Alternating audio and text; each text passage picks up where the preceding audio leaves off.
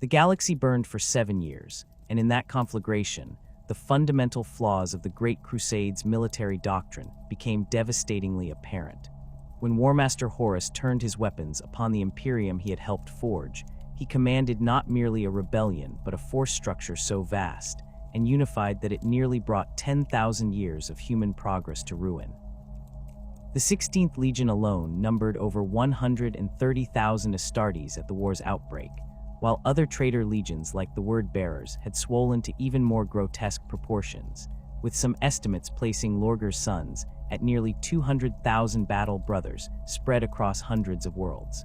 This concentration of power under singular command structures proved catastrophic when those commanders chose treachery. The sons of Horus, Death Guard, Emperor's Children, and World Eaters moved as unified instruments of destruction, their massive numbers allowing them to prosecute campaigns across multiple sectors simultaneously while maintaining cohesive strategic objectives. When these legions struck at Istvan III, they did so with the coordinated precision that only decades of unified command could provide, turning loyal Astartes into ash with virus bombs deployed across an entire world's surface. The betrayal at Istvan V demonstrated even more clearly how dangerous such concentrated military might could become when turned against the Imperium. 7 legions converged on a single world, but 3 of them, the Iron Hands, Salamanders, and Raven Guard, found themselves facing not 4 enemy legions but 7, as the Iron Warriors, Night Lords, Alpha Legion, and Word-Bearers revealed their treachery in a coordinated massacre that eliminated nearly 3 entire loyal legions in a matter of hours. The precision of this betrayal required the kind of inter-legion coordination that only massive, centralized command structures could achieve. Roboute Guilliman witnessed these events from Ultramar, where his own 13th Legion numbered approximately 250,000 Astartes spread across the 500 worlds. As reports filtered in from across the galaxy, the Primarch of the Ultramarines began to recognize patterns that disturbed him deeply. The traitor legions were not merely rebelling, they were exploiting fundamental weaknesses in the Imperial military doctrine that the Great Crusade had never been forced to confront. The logistical challenges alone were staggering. A legion numbering in the hundreds of thousands required supply chains that spanned multiple star systems, with forge worlds dedicated entirely to producing their ammunition, fuel, and replacement equipment. When the Word-Bearers turned traitor, they brought with them not just their Astartes, but the entire industrial base of Colchis and dozens of other worlds that had been integrated into their legion's support structure. This gave them the ability to sustain prolonged campaigns without relying on potentially disloyal Imperial supply lines. Guilliman observed that these massive formations created tactical inflexibility that became apparent during the Shadow Crusade, when Angron and Lorgar's combined forces rampaged through Ultramar. The World Eaters and Word-Bearers operated as vast, unwieldy hammers that could crush individual worlds, but struggled to respond to the kind of distributed, adaptive warfare that smaller formations might employ. However, their sheer size meant that even tactical mistakes rarely proved fatal. They could absorb casualties that would cripple smaller forces and continue fighting.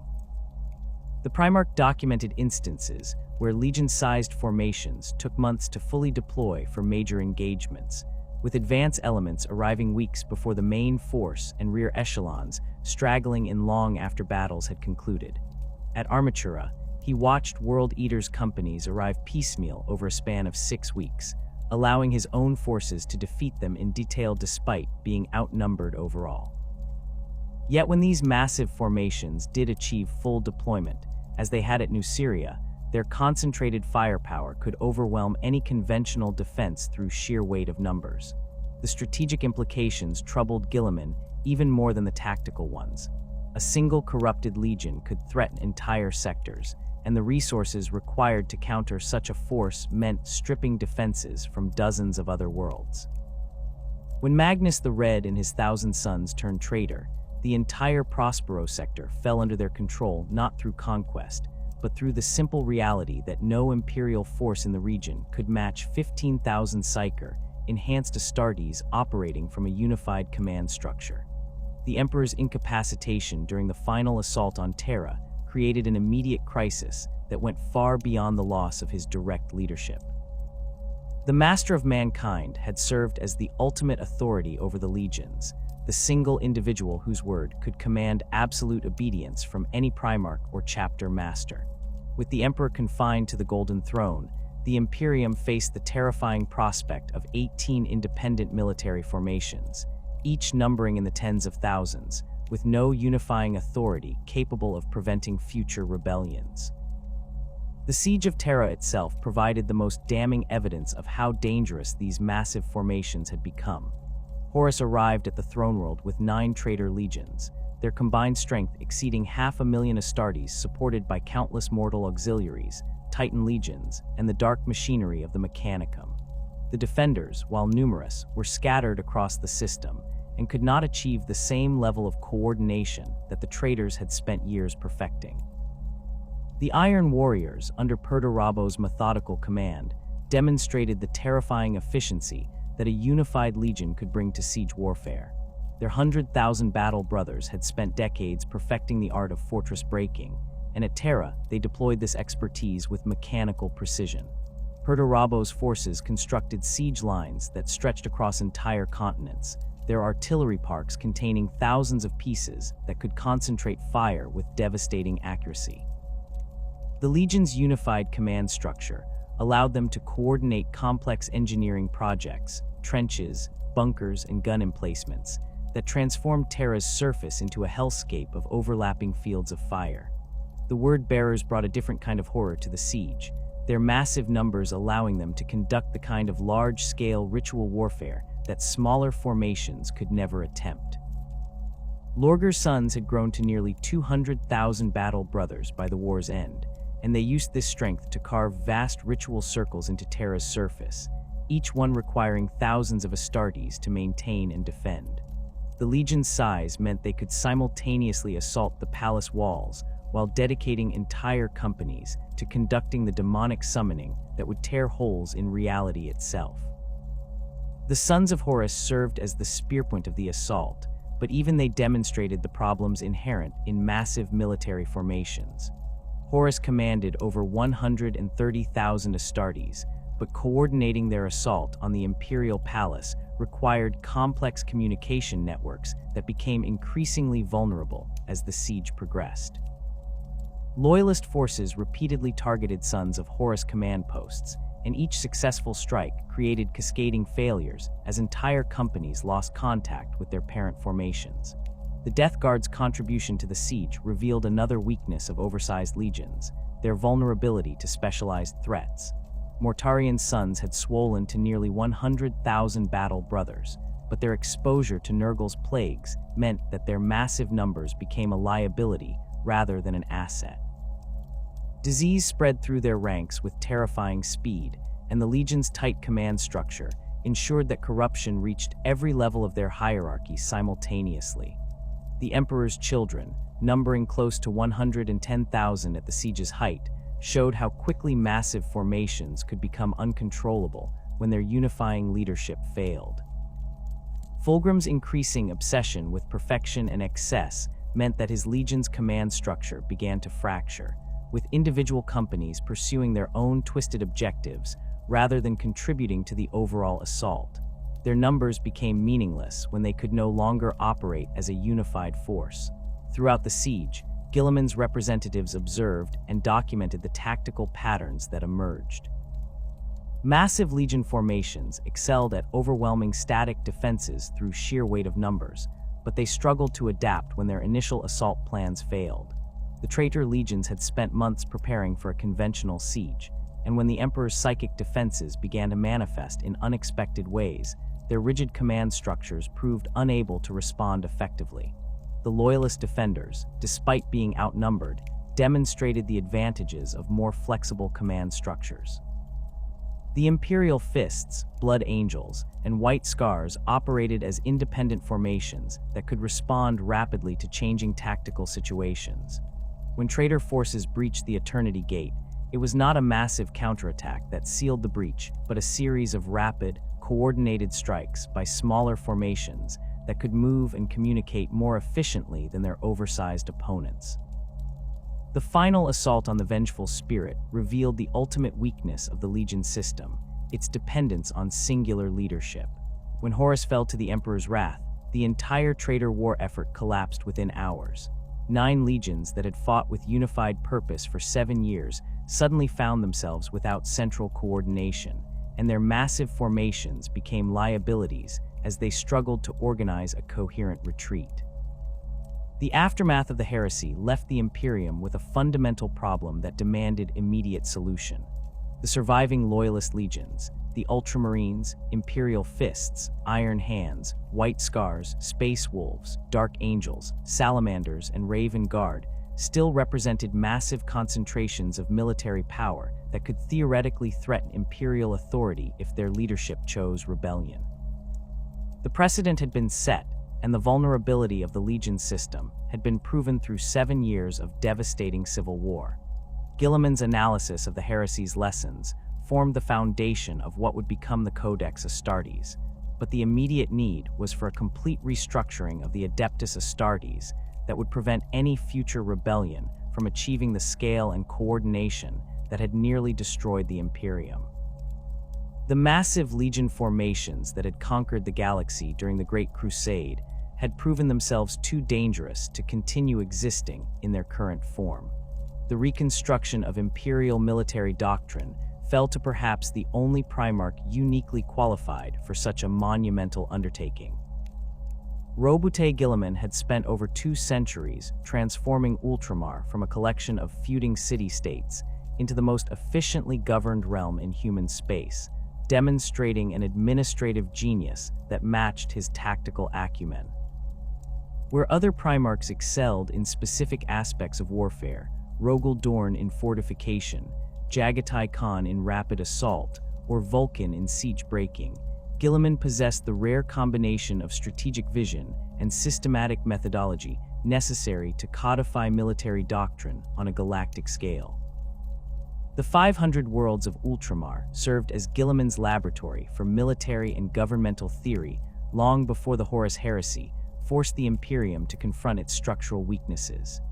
Each world within his domain operated according to carefully crafted administrative protocols that balanced local autonomy with centralized oversight, creating a system that could respond rapidly to threats while maintaining long-term strategic coherence. The planet Calth, for instance, functioned as both a major industrial center and a training ground for Ultramarines recruits, its massive underground cities designed to continue production even under orbital bombardment. This integration of military and civilian infrastructure reflected Guilliman's understanding that effective warfare required more than tactical excellence. It demanded sustainable systems that could endure prolonged conflicts. Guilliman's approach to governance in Ultramar revealed his fundamental philosophy regarding military organization. Rather than ruling through personal charisma or fear, as many of his brothers did, he established institutional frameworks that could function effectively regardless of individual leadership. The Ultramarines Legion itself reflected this principle, with its company commanders trained to operate independently while maintaining coordination with larger strategic objectives. During the Great Crusade, Ultramarines formations routinely split across multiple theaters without losing operational effectiveness, a capability that proved invaluable when the heresy scattered Imperial forces across the galaxy. The Primarch's military background provided him with empirical data that other Legion commanders lacked. Ultramar's integration process had required the 13th Legion to conduct hundreds of compliance actions against diverse opponents, from technologically advanced human civilizations to xeno-species with radically different tactical doctrines. Each campaign generated lessons that Guilliman meticulously documented, creating a database of military knowledge that spanned everything from urban warfare in hive cities to void battles against orc space hulks. This systematic approach to learning distinguished Guilliman from Primarchs who relied primarily on intuition or specialized expertise. The Shadow Crusade provided Guilliman with direct experience of the Legion system's fundamental flaws when Angron and Lorgar brought their combined forces to Ultramar. The World Eaters and Word Bearers arrived as two massive hammers seeking to crush Ultramar's defenses through overwhelming force, but Guilliman's response demonstrated the advantages of more flexible command structures. Rather than meeting the traitors with a single massive counterattack, the Ultramarines dispersed across multiple worlds, forcing their enemies to divide their attention while maintaining coordination through carefully established communication networks. At Armatura, Guilliman observed how the World Eaters' rigid command structure became a liability when faced with adaptive opposition. The 12th Legion's companies arrived according to predetermined schedules that took no account of changing tactical situations, allowing Ultramarines' forces to position themselves advantageously for each engagement. The World Eaters fought with berserker fury that made them individually formidable, but their inability to modify their approach meant that Guilliman could predict their movements with mathematical precision. Each World Eater's assault followed patterns established during the Great Crusade, and these patterns had become predictable through repetition. The Word Bearers presented a different challenge that further reinforced Guilliman's evolving theories about military organization. Lorger's sons operated with the kind of unified purpose that only decades of shared indoctrination could create, but this unity became inflexibility when confronted with situations their doctrine had not anticipated. The 17th Legion's massive ritual formations required extensive preparation and coordination, making them vulnerable to rapid strikes by smaller Ultramarines forces that could disrupt their ceremonies before they reached completion. Guilliman's analysis of these engagements led him to develop what he termed the theoretical practical, a systematic approach to military doctrine that combined empirical observation with logical analysis. Unlike the intuitive leadership style favored by many of his brothers, Guilliman believed that effective military doctrine must be based on verifiable principles that could be taught, learned, and improved through experience. The theoretical practical represented an attempt to codify not just tactical procedures, but the underlying reasoning that made those procedures effective. The foundation of the theoretical practical rested on Guilliman's observation that successful military formations required three essential characteristics: adaptability, sustainability, and redundancy. Adaptability meant the ability to modify tactics based on changing circumstances without losing operational coherence. Sustainability required logistics and command structures that could maintain effectiveness over extended periods without external support. Redundancy ensured that the loss of individual leaders or units would not compromise the formation's overall capability.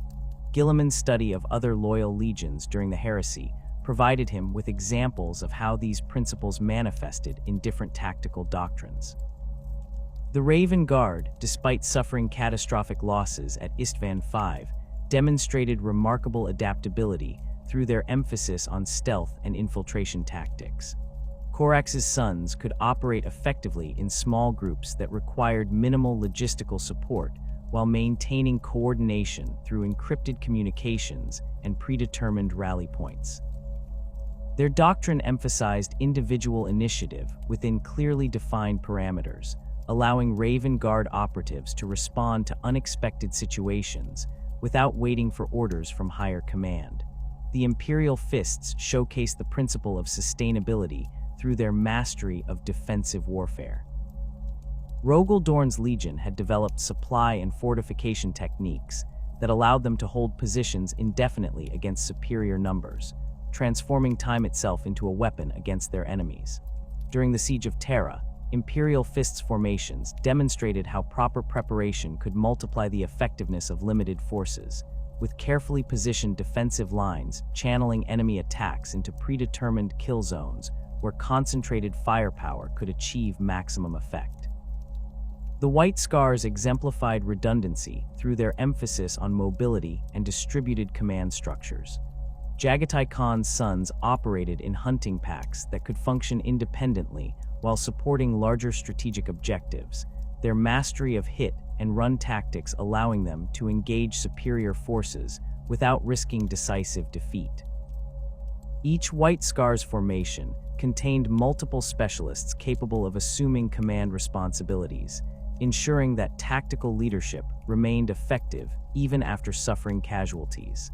The Iron Hands provided a different model of redundancy through their integration of mechanical augmentation and tactical doctrine. Despite the loss of Ferrus Manus at Istvan V, the 10th Legion continued fighting with mechanical precision because their tactical procedures had been systematized to minimize dependence on individual leadership. Iron Hands commanders made decisions based on logical analysis rather than emotional responses, creating a predictable but effective approach to warfare that could be maintained regardless of personnel changes.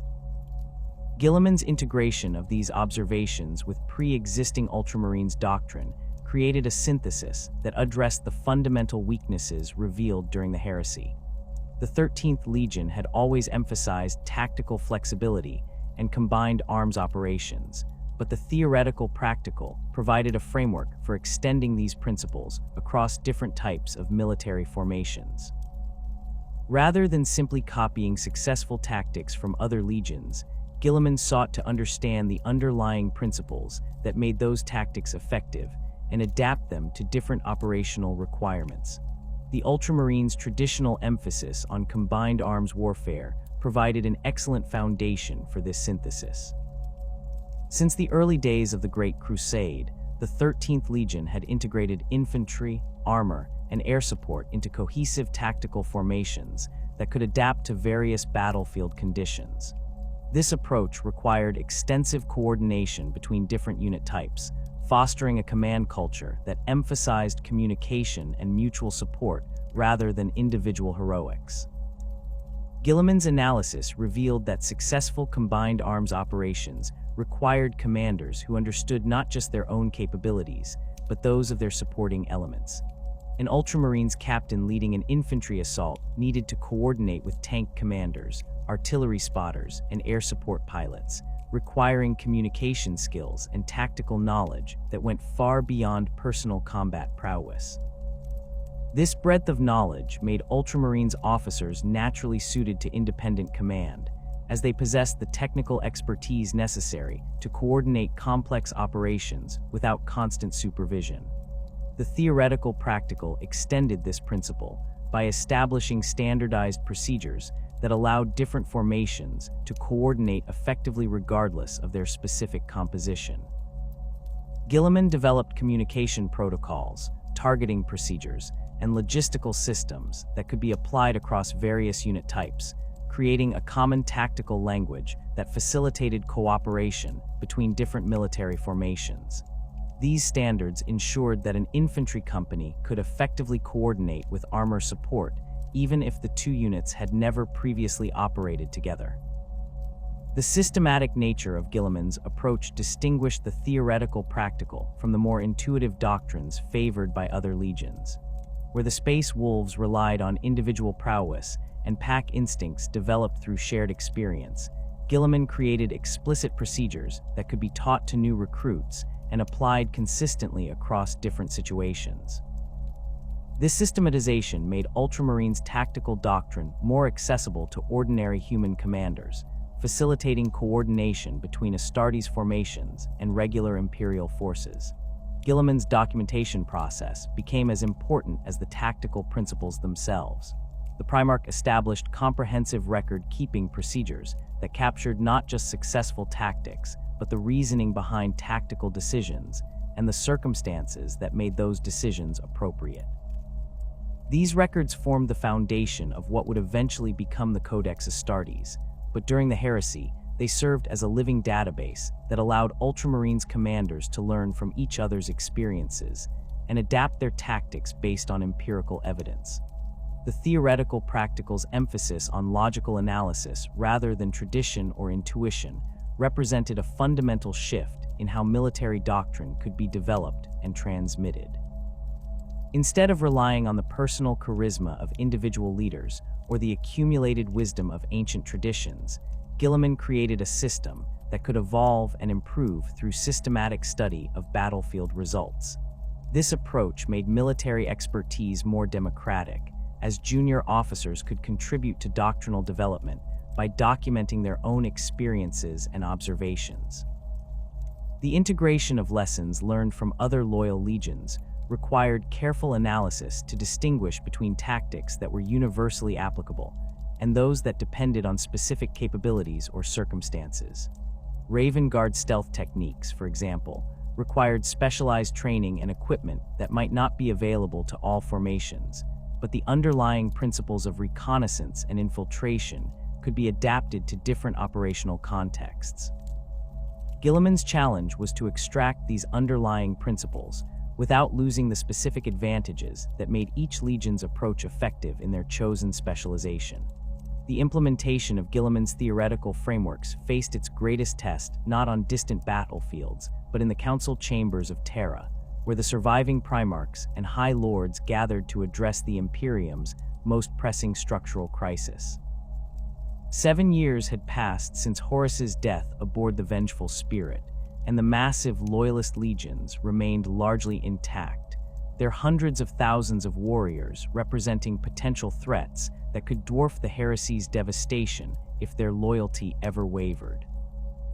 The political necessity of the Second Founding became undeniable when reports reached Terra of increasing tensions between different Legion elements, particularly within the Imperial Fists and Iron Hands, where conflicting interpretations of their Primarch's final orders had created factional disputes that threatened to explode into open warfare. The military arguments for Legion dissolution proved equally compelling when strategic analysts presented their assessments of Imperial defense capabilities. The existing Legion structure concentrated overwhelming force in relatively few formations, creating vast gaps in the Imperium's defensive coverage that hostile forces could exploit. A single legion numbering 100,000 Astartes might dominate any engagement it participated in, but it could only be present in one location at a time, leaving entire sectors vulnerable while it prosecuted campaigns elsewhere. The Ultramarines' deployment during the Shadow Crusade illustrated this problem perfectly.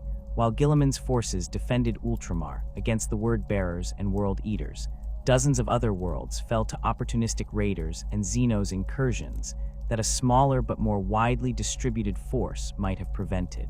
Logistical considerations added another layer of urgency to the restructuring debate.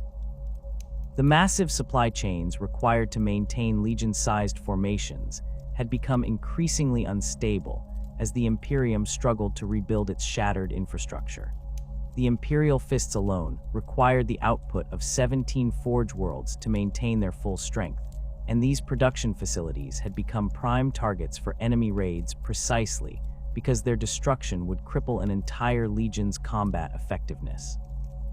Smaller formations would require less concentrated industrial support, making the overall military structure more resilient to targeted attacks while reducing the economic burden on individual worlds. The Codex Astartes emerged from this crisis as more than a tactical manual. It represented a comprehensive restructuring of the Adeptus Astartes that would address every aspect of Space Marine organization, from recruitment procedures to strategic deployment. Guilliman's document specified that each new chapter would consist of approximately 1,000 battle brothers organized into 10 companies of 100 Marines each, with the first company comprising veteran Terminators, companies 2 through 5 serving as battle companies equipped for independent operations, companies 6 through 9 functioning as reserve formations, and the 10th company housing scouts and new recruits undergoing final training. This organizational structure reflected Guilliman's analysis of optimal force deployment ratios developed through extensive study of Ultramarines operations during the Great Crusade and Heresy. 1,000 Marine formation possessed sufficient firepower to engage most threats independently while remaining small enough to deploy rapidly and maintain effective command and control. The 10-company structure provided tactical flexibility that larger formations lacked. A chapter master could deploy individual companies to address multiple simultaneous threats or concentrate several companies for major operations without requiring the complex coordination networks that had proven vulnerable during Legion-scale engagements. The chapter system addressed the sustainability problems that had plagued Legion operations by creating self-contained military units capable of independent recruitment, training, and equipment maintenance. Each chapter would maintain its own fortress monastery, recruitment worlds, and support infrastructure, eliminating the centralized vulnerabilities that had allowed traitor forces to cripple entire legions by capturing key facilities. The Iron Hands had suffered disproportionately during the heresy, partly because their recruitment and training facilities were concentrated on Medusa and a handful of allied Forge worlds. When these locations came under attack, the entire legion's ability to replace casualties was compromised. The redundancy built into the chapter system extended beyond simple numbers to encompass tactical doctrine and institutional knowledge. Where Legion commanders had developed highly specialized approaches that reflected their Primarch's preferences and capabilities, chapter masters would be trained in broader tactical principles that could adapt to various operational requirements. This standardization would prevent the kind of doctrinal rigidity that had made some legions predictable to their enemies, while ensuring that any chapter could coordinate effectively with Imperial Guard regiments, Navy squadrons, or other Space Marine formations. The division of the 9 loyal legions required careful consideration of each formation's unique characteristics and operational history. The Ultramarines, as the largest surviving legion with approximately 250,000 battle brothers, would spawn the greatest number of successor chapters. Guilliman's meticulous records of his legion's operations provided detailed assessments of individual companies and their specializations, allowing him to create new chapters that preserved specific tactical expertise while maintaining the flexibility that the Codex demanded. The Genesis chapter emerged as one of the first Ultramarine successors, formed around the 8th Company's veterans who had distinguished themselves during the defense of Calth against Word-Bearer's orbital bombardment. These Marines had developed exceptional expertise in void warfare and boarding actions, skills that would prove invaluable as the Imperium sought to rebuild its naval capabilities. The Genesis chapter's first chapter master, a former Ultramarines captain named Lucian Ventanis, had commanded underground resistance operations on Calth for over 2 years, demonstrating the kind of independent leadership that the new chapter system required. The Aurora chapter drew its initial membership from Ultramarines companies that had specialized in rapid deployment operations across Ultramar's widely scattered worlds. These Marines had mastered the complex logistics of intersystem warfare, developing techniques for establishing temporary bases and supply lines that allowed them to operate independently for extended periods. Their expertise in mobile warfare complemented the Genesis chapter's void combat specialization, creating 2 formations with distinct but compatible tactical doctrines that could support each other during joint operations. The Nova Marines represented a different approach to Legion division, incorporating Marines from multiple Ultramarines companies who had served together during specific campaigns rather than maintaining existing unit structures. This mixing process was designed to prevent the new chapters from developing the kind of insular cultures that might eventually lead to the factional disputes that had plagued some legions. The Nova Marines' diverse backgrounds required them to develop new traditions and operational procedures, creating a chapter culture that emphasized adaptation and cooperation rather than adherence to pre-existing customs. The Imperial Fists presented unique challenges for the second founding due to their Primarch's initial resistance to the Codex's implementation and the Legion's deeply ingrained traditions of fortress warfare and siege breaking.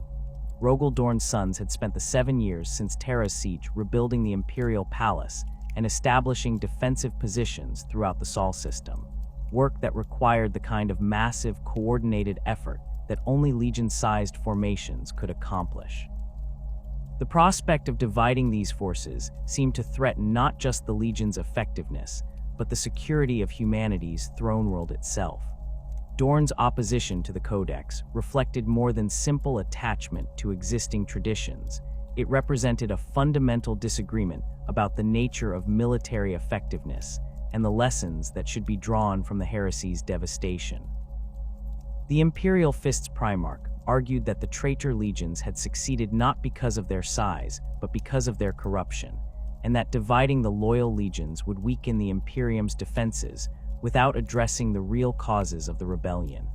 His position gained support from elements within other legions, who feared that smaller formations would prove unable to handle the massive threats that the galaxy continued to produce. The Iron Cage incident forced a resolution to this debate through the harsh realities of combat rather than political maneuvering.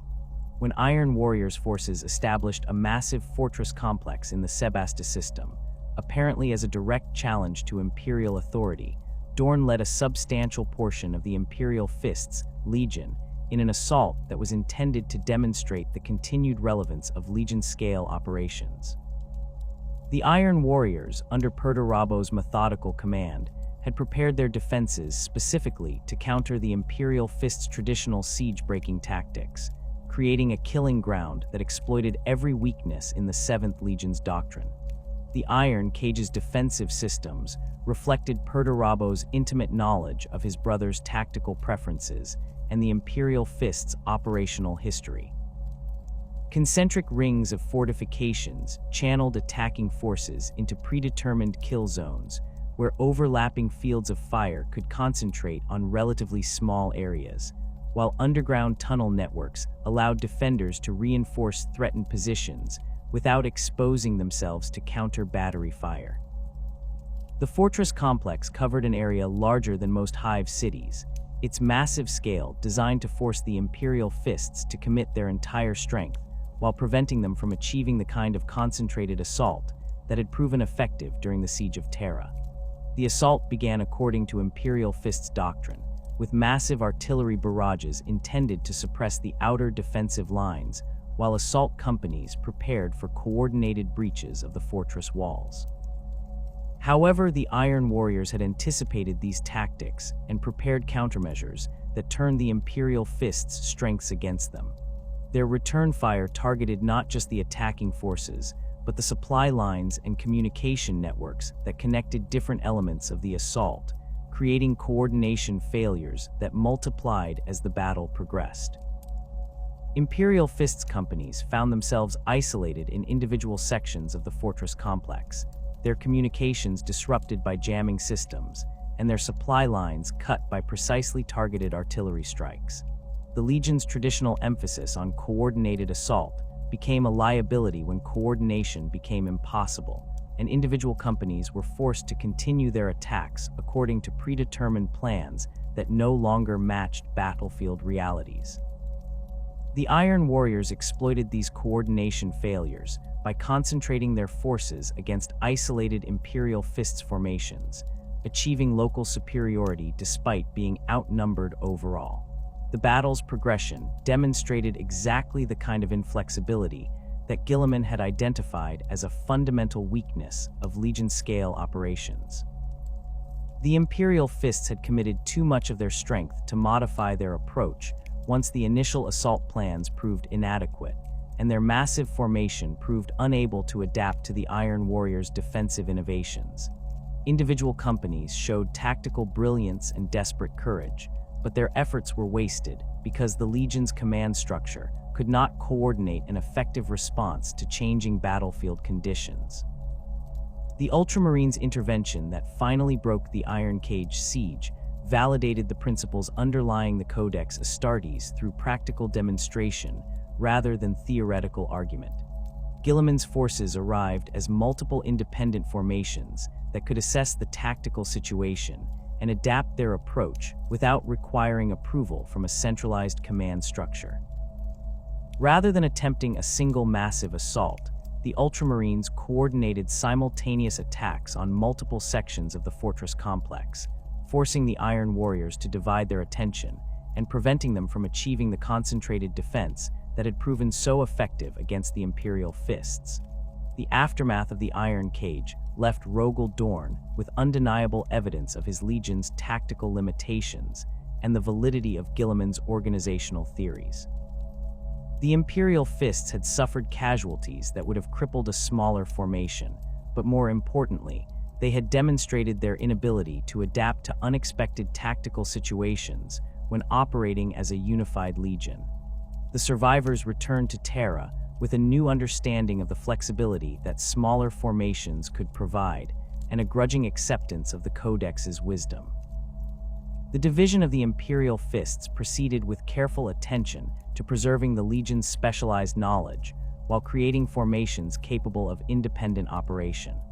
The Black Templars emerged as the most distinctive successor chapter, incorporating the Legion's most aggressive assault specialists under the leadership of Sigismund, the first captain whose prowess in single combat had earned him recognition as the Imperium's greatest duelist.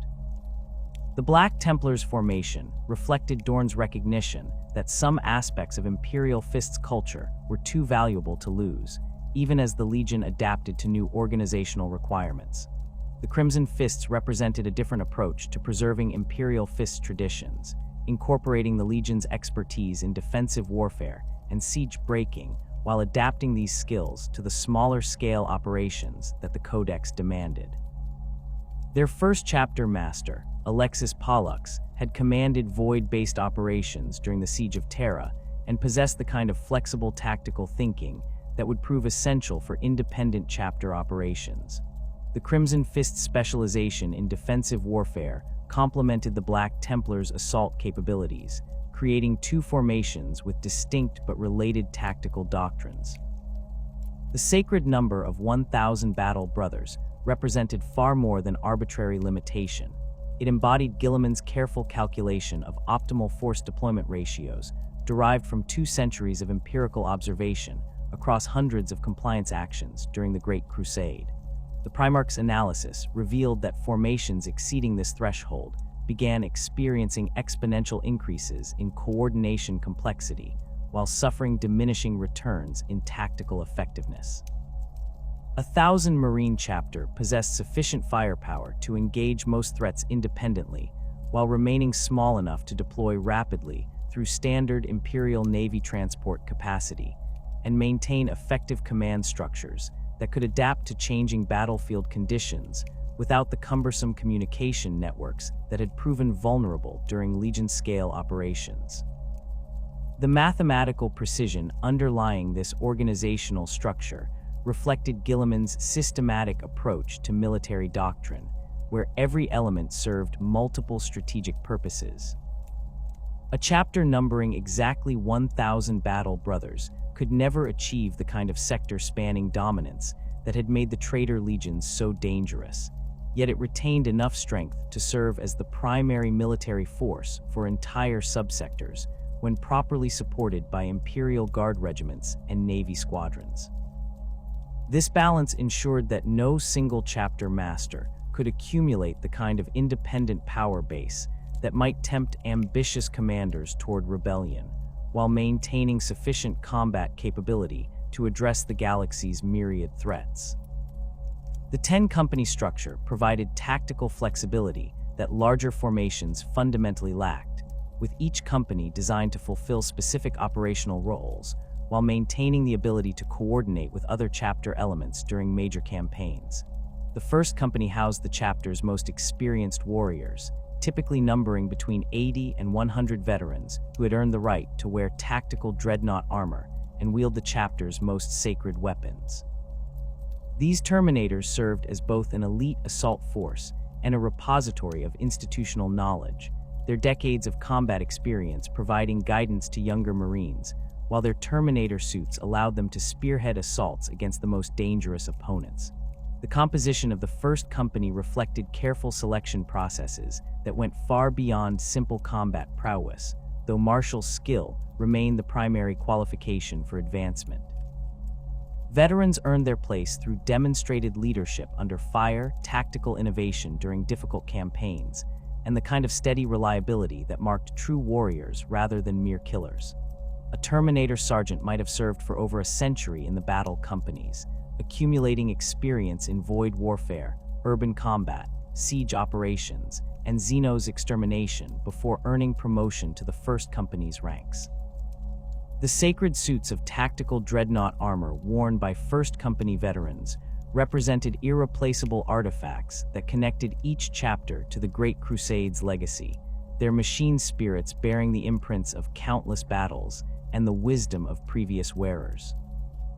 The process of donning Terminator armor involved extensive ritual preparation and neural interface calibration that could take hours to complete properly, making these suits impractical for rapid deployment operations, but invaluable for planned assaults against heavily fortified positions or demon-infested hulks where their enhanced protection and firepower could prove decisive. The battle companies, 2nd, 3rd, 4th, and 5th, formed the chapter's primary striking force, each maintaining exactly 100 Marines organized into 10 tactical squads that could be reconfigured into assault or devastator formations as battlefield conditions demanded. This standardized structure allowed battle companies to operate independently while maintaining the ability to coordinate effectively with other chapter elements, their identical organization ensuring that commanders could predict friendly capabilities and coordinate support without extensive briefings or specialized knowledge. Each battle company maintained its own Rhino armored personnel carriers, land speeder squadrons, and dreadnought chassis, creating self-contained military formations capable of prosecuting independent campaigns without requiring support from other chapter elements. The 2nd Company typically received priority for equipment upgrades and veteran reinforcements, reflecting its traditional role as the chapter's premier formation, while the 3rd, 4th, and 5th Companies served as the backbone of most chapter operations through their ability to deploy rapidly and sustain combat operations across multiple theaters simultaneously.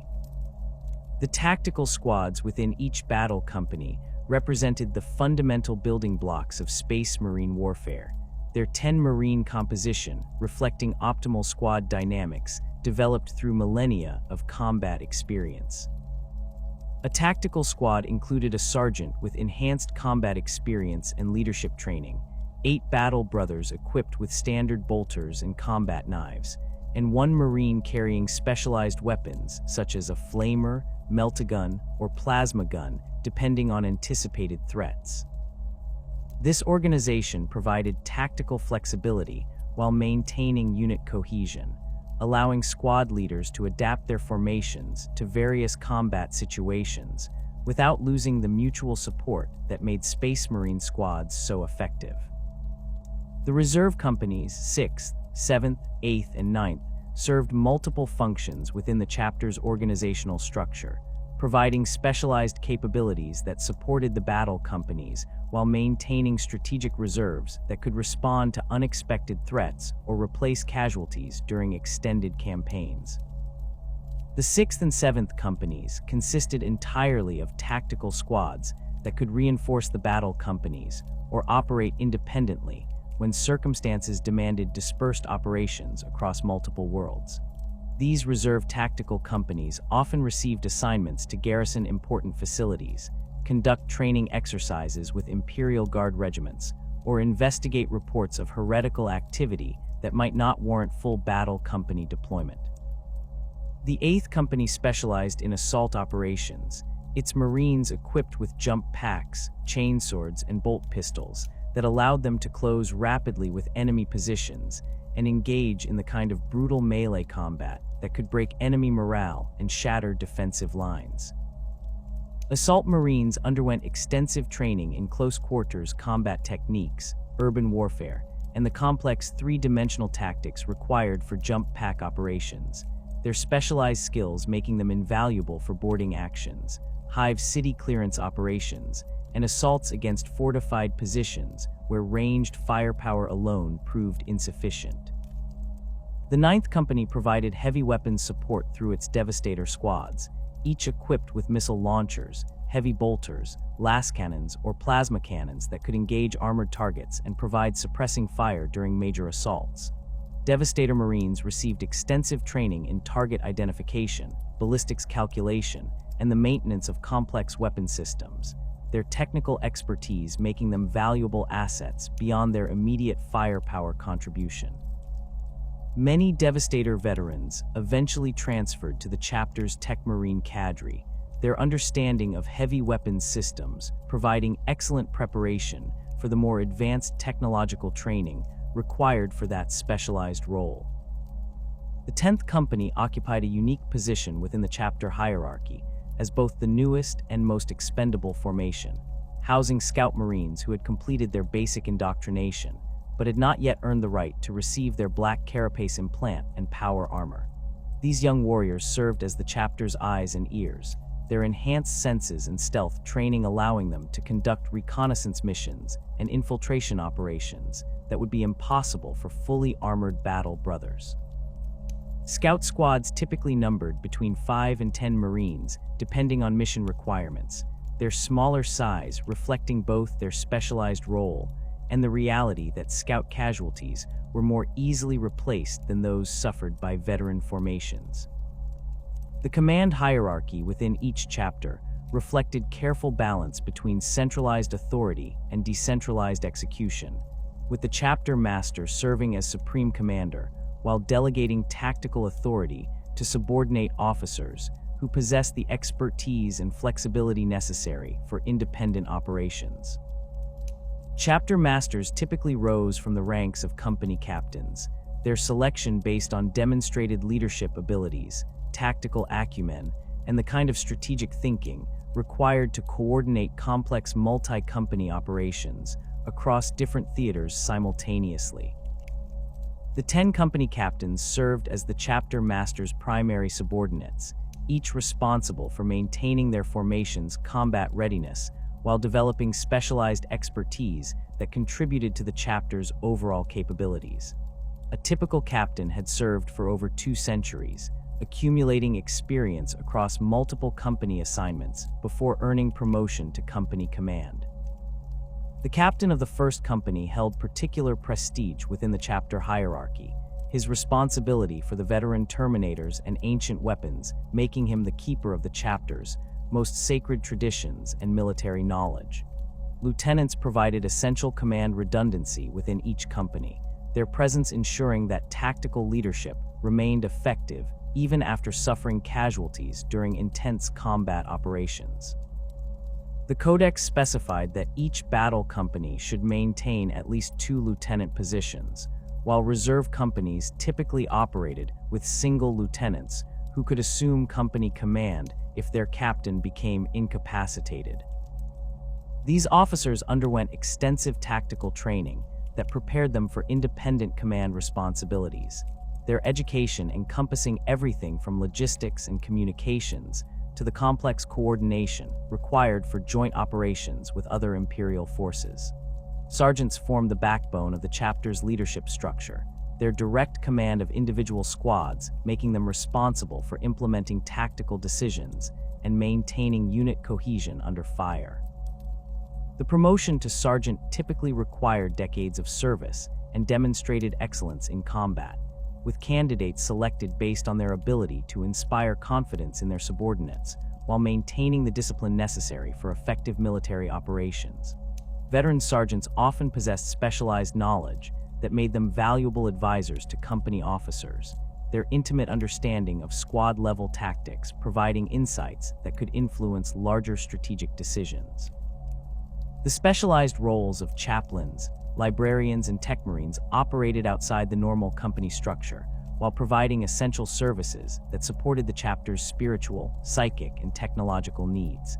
Chaplains served as both spiritual guides and morale officers, their responsibility for maintaining the chapter's faith and fighting spirit making them crucial elements during extended campaigns where ordinary Marines might begin to question their purpose or lose confidence in their abilities. The chaplain's distinctive skull helm and black power armor marked them as figures of both inspiration and intimidation, their presence on the battlefield serving as a reminder of the Emperor's divine protection and the sacred nature of their mission. Librarians provided psychic support that could prove decisive during encounters with demonic entities, xenopsychers, or heretical cultists who wielded the powers of the warp against Imperial forces. These warrior mystics underwent extensive training to control their psychic abilities while maintaining the mental discipline necessary to resist chaos corruption, their mastery of both martial and psychic arts making them among the most versatile specialists within the chapter. A chief librarian typically possessed centuries of experience and psychic power ratings, that allowed them to challenge even greater demons in direct confrontation, though such encounters remained extremely dangerous even for the most accomplished battle psychers. Tech Marines bridged the gap between the Adeptus Astartes and the Adeptus Mechanicus, their dual loyalty creating occasional tensions, but providing essential technical expertise that kept the chapter's equipment functioning at peak efficiency. These warrior engineers underwent extensive training on Mars, where they learned the sacred rituals and technical knowledge necessary to maintain power armor, vehicles, and the complex weapon systems that made Space Marine formations so effective. The chapter's senior Tech Marine, typically holding the rank of Master of the Forge, supervised the fortress monastery's armory and vehicle pools, while coordinating with Mechanicus Forge Worlds to ensure adequate supplies of ammunition, spare parts, and replacement equipment. Chapter serfs represented the massive support structure required to maintain a Space Marine chapter's operations, their numbers often exceeding the Battle Brothers by ratios of 10-to-1 or higher, depending on the chapter's specific requirements and available resources. These human servants handled the countless logistical tasks that kept the fortress monastery functioning, from food preparation and facility maintenance to ammunition production and vehicle servicing. Many chapter serfs came from the same recruitment worlds as the Space Marines themselves, their genetic compatibility making them suitable for various augmentation procedures that enhance their ability to serve their superhuman masters. The most capable chapter serfs might receive minor cybernetic enhancements or chemical treatments that improve their strength, endurance, or technical abilities, creating a skilled workforce that could handle complex tasks while remaining completely loyal to the chapter. Some serfs specialized in particular areas such as armory maintenance, communications operations, or medical support, their expertise making them valuable assets whose loss could significantly impact chapter operations. The relationship between Space Marines and their serfs reflected the feudal traditions that pervaded Imperial culture, with the Battle Brothers serving as warrior nobles, while the serfs provided the economic and logistical foundation that made their military activities possible. Servitors filled roles that required reliable automation without the risks associated with advanced artificial intelligence, their lobotomized human brains providing biological processing power, while cybernetic implants allowed them to interface directly with the fortress monastery systems. These cyborg servants handled routine maintenance tasks, heavy lifting, and dangerous operations that might prove fatal to unaugmented humans, their lack of independent thought making them ideal for repetitive work that required precision but not creativity. The chapter's Tech Marines supervised the servitor workforce, programming them for specific tasks while ensuring that their cybernetic systems remained functional and their biological components received adequate maintenance. The fortress monastery itself required constant attention from hundreds of serfs and dozens of servitors, its massive structure housing not just living quarters and training facilities, but armories, vehicle bays, communication centers, medical facilities, and the sacred spaces where the chapter's most important rituals took place. The fortress monastery's defensive systems included orbital defense platforms, surface-to-air missile batteries, and void shields that could protect against bombardment from hostile fleets, making it both a military installation and a symbol of the chapter's power and permanence. The Codex Astartes transformed battlefield doctrine from the intuitive heroics that had characterized Legion warfare into a systematic science of coordinated destruction, where every tactical element operated according to proven principles that maximized combat effectiveness while minimizing unnecessary casualties. The combined arms approach that Guilliman codified drew upon decades of Ultramarines' operational experience, where infantry, armor, and air support functioned as integrated components of a single weapon system, rather than separate forces that happened to share the same battlefield. This integration required extensive training and communication protocols that went far beyond the individual prowess that had defined Space Marine warfare during the Great Crusade, demanding commanders who understood not just their own capabilities, but those of every supporting element under their command. The foundation of combined arms doctrine rested on the principle that different weapon systems possessed complementary strengths that could compensate for individual weaknesses when properly coordinated. Infantry squads provided flexibility and the ability to secure terrain, but they lacked the mobility and firepower necessary to engage heavily armored targets effectively. Predator tanks and land raiders delivered devastating firepower and protection against enemy weapons, but their limited visibility and vulnerability to close assault made them dependent on infantry support for reconnaissance and security. Thunderhawk gunships and land speeders offered rapid deployment and aerial reconnaissance capabilities, but their relatively light armor made them unsuitable for sustained combat without ground-based fire support. The tactical integration of these elements required communication systems that could coordinate multiple unit types simultaneously while maintaining the flexibility necessary for rapid adaptation to changing battlefield conditions.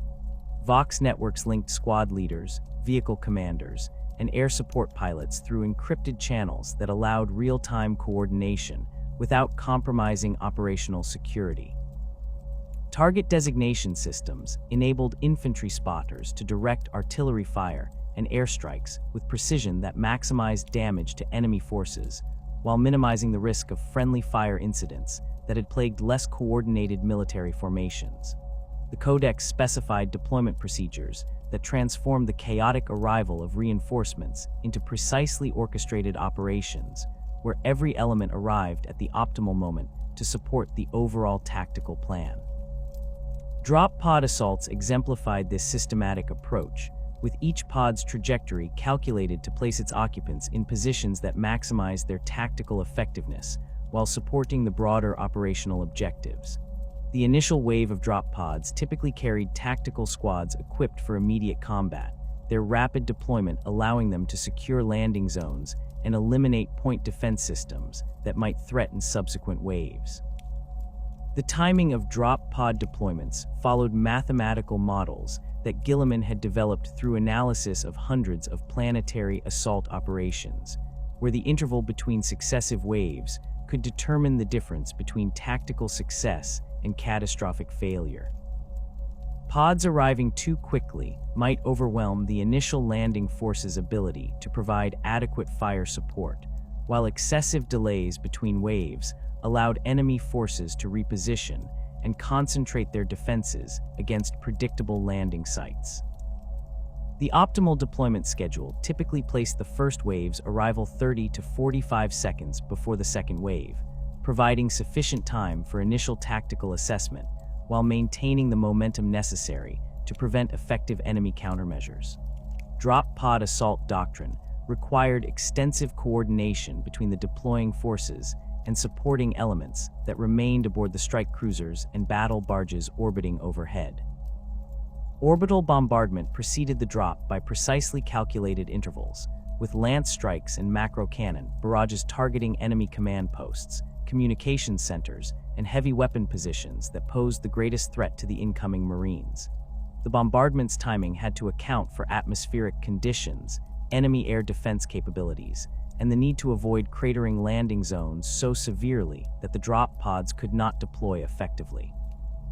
The selection of drop pod landing sites reflected careful analysis of terrain features, enemy deployment patterns, and the tactical objectives that each squad needed to accomplish once they reached the surface. Primary landing zones were chosen to provide cover from enemy fire while offering good fields of observation and movement toward key objectives. Secondary sites served as alternatives if primary zones proved unsuitable due to enemy action or unexpected terrain features, while tertiary locations provided emergency options for pods that suffered navigation failures or combat damage during descent. Thunderhawk insertions offered different tactical advantages that complemented drop pod assaults, their ability to carry larger loads and provide close air support, making them invaluable for operations that required sustained firepower or the deployment of heavy equipment. The Thunderhawk's versatility allowed it to serve simultaneously as a transport, gunship, and command platform, its sophisticated sensor systems providing battlefield intelligence that could coordinate the actions of ground forces across wide areas. The aircraft's armor and defensive systems made it capable of operating in contested airspace where lighter vehicles would prove vulnerable to enemy fire. The coordination between Thunderhawk crews and ground forces required specialized training that went beyond standard pilot qualifications, as the aircraft's effectiveness depended on its crew's ability to understand ground tactical requirements and adapt their support accordingly. Thunderhawk pilots underwent extensive cross-training with infantry units, learning to recognize tactical situations from aerial perspectives and coordinate their weapon systems with ground-based operations. This integration allowed Thunderhawk gunships to provide close air support with precision that maximized damage to enemy forces while minimizing risks to friendly troops operating in proximity to target areas. The tactical flexibility that rapid strike capabilities provided transformed Space Marine operations from the methodical campaigns that had characterized much of the Great Crusade into dynamic operations, where the ability to redeploy quickly could prove more valuable than raw firepower. Land speeders exemplified this approach, their combination of speed and firepower allowing them to engage enemy forces and withdraw before effective countermeasures could be implemented. These fast attack vehicles operated according to hit-and-run tactics that disrupted enemy formations and reconnaissance efforts while providing friendly forces with intelligence about enemy dispositions and movements. Land speeder operations required pilots trained in three-dimensional tactical thinking, as the vehicle's anti-gravity systems allowed them to utilize terrain features and altitude variations that ground-based vehicles could not exploit. Speeder crews learned to use buildings, rock formations, and vegetation as cover while maintaining the mobility necessary to avoid concentrated enemy fire. Their weapon systems, typically consisting of heavy bolters, assault cannons, or multi-meltas, provided firepower sufficient to engage light armor and infantry formations while remaining mobile enough to avoid retaliation from heavier enemy weapons. The coordination between different rapid strike elements created tactical opportunities that individual units could not achieve independently, with land speeders providing reconnaissance and harassment, while drop pods and Thunderhawks delivered concentrated force at decisive points. This integration required communication protocols that allowed real-time coordination between units operating at different speeds and altitudes, with land speeder crews serving as forward observers for orbital bombardment and airstrikes, while identifying targets for ground assault forces. Squad-level tactics formed the foundation upon which these larger coordination efforts depended, as the effectiveness of combined arms operations ultimately relied on individual squads' ability to accomplish their assigned missions while maintaining coordination with supporting elements. Tactical squads represented the most versatile component of Space Marine forces, their standard equipment loadout providing capabilities that could adapt to various combat situations without requiring specialized preparation or equipment modifications. The 10 Marine composition of tactical squads reflected optimal unit dynamics where every member could contribute effectively to squad operations while maintaining the redundancy necessary to continue functioning after suffering casualties. The tactical squad's organization around a corps of 8 Marines, equipped with standard bolters, provided sustained firepower that could engage most enemy infantry formations effectively, while maintaining the ammunition reserves necessary for extended combat operations. The addition of one Marine carrying specialized weapons, such as a flamer, melt-a-gun, or plasma gun, allowed tactical squads to adapt their capabilities to specific threats without compromising their general purpose effectiveness. The squad's sergeant provided leadership and tactical coordination while carrying enhanced weapons and equipment that reflected his experience and responsibility for the squad's performance. Tactical squad deployment doctrine emphasized flexibility and mutual support, with squads typically operating in pairs or larger groups that could provide covering fire and tactical coordination during combat operations. The standard combat formation placed squads in positions where they could support each other with overlapping fields of fire, while maintaining the ability to maneuver independently if tactical situations required rapid redeployment. This coordination required extensive training in small unit tactics and communication procedures that allowed squad leaders to coordinate their actions without requiring constant direction from higher command levels. The specialization of assault and devastator squads provided capabilities that complemented tactical squads while addressing specific tactical requirements that general-purpose formations could not handle effectively. Assault squads equipped with jump packs and close combat weapons filled the role of shock troops whose rapid deployment and melee capabilities could break enemy formations and capture key objectives that ranged combat could not secure. The psychological impact of assault marines descending from above with chainswords screaming often proved as valuable as their actual combat effectiveness, as enemy forces frequently broke and fled rather than face the terrifying prospect of close combat with superhuman warriors. Assault squad tactics required extensive training in three-dimensional movement and close-quarters combat techniques that went far beyond standard Space Marine combat instruction. Jump pack operations demanded precise timing and coordination to avoid mid-air collisions, while maximizing the tactical advantage that aerial mobility provided. Assault Marines learned to use their jump packs not just for initial deployment, but for tactical repositioning during combat, allowing them to disengage from unfavorable situations and redeploy to more advantageous positions within seconds. The coordination between assault squads and other unit types created tactical opportunities that neither could achieve independently, with assault marines providing the close combat capability necessary to eliminate enemy forces that had taken cover from ranged weapons, while tactical squads provided covering fire and secured retreat routes. This integration required communication protocols that allowed real-time coordination between units operating at different ranges and using different tactical approaches, with assault squad leaders maintaining contact with supporting units while focusing on the immediate requirements of close combat operations. Devastator squads provided the heavy weapons support that allowed Space Marine formations to engage armored targets and fortified positions that standard bolter fire could not penetrate effectively. The squad's organization around 4 Marines carrying heavy weapons such as missile launchers, las cannons, or plasma cannons provided concentrated firepower that could destroy enemy vehicles and suppress enemy heavy weapons positions.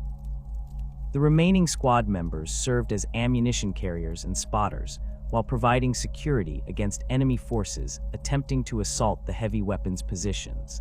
The deployment of Devastator squads required careful consideration of terrain features and fields of fire, as the squad's effectiveness depended on their ability to engage targets at long range while remaining protected from enemy counterfire. Devastator Marines typically occupied elevated positions or fortified locations that provided good visibility and protection, while allowing them to support advancing friendly forces with suppressing fire and precision strikes against high-value targets. The coordination between Devastator squads and advancing infantry required sophisticated target designation procedures that ensured heavy weapons fire supported friendly operations without creating friendly fire incidents. The battlefield coordination between different squad types created tactical synergies that multiplied the effectiveness of individual units while providing the flexibility necessary to adapt to changing combat situations. Tactical squads advanced under covering fire from Devastator squads, while assault squads positioned themselves to exploit opportunities created by the suppression of enemy defensive positions. This coordination required extensive training and communication procedures that allowed squad leaders to maintain tactical awareness of friendly positions and intentions while focusing on their immediate combat responsibilities.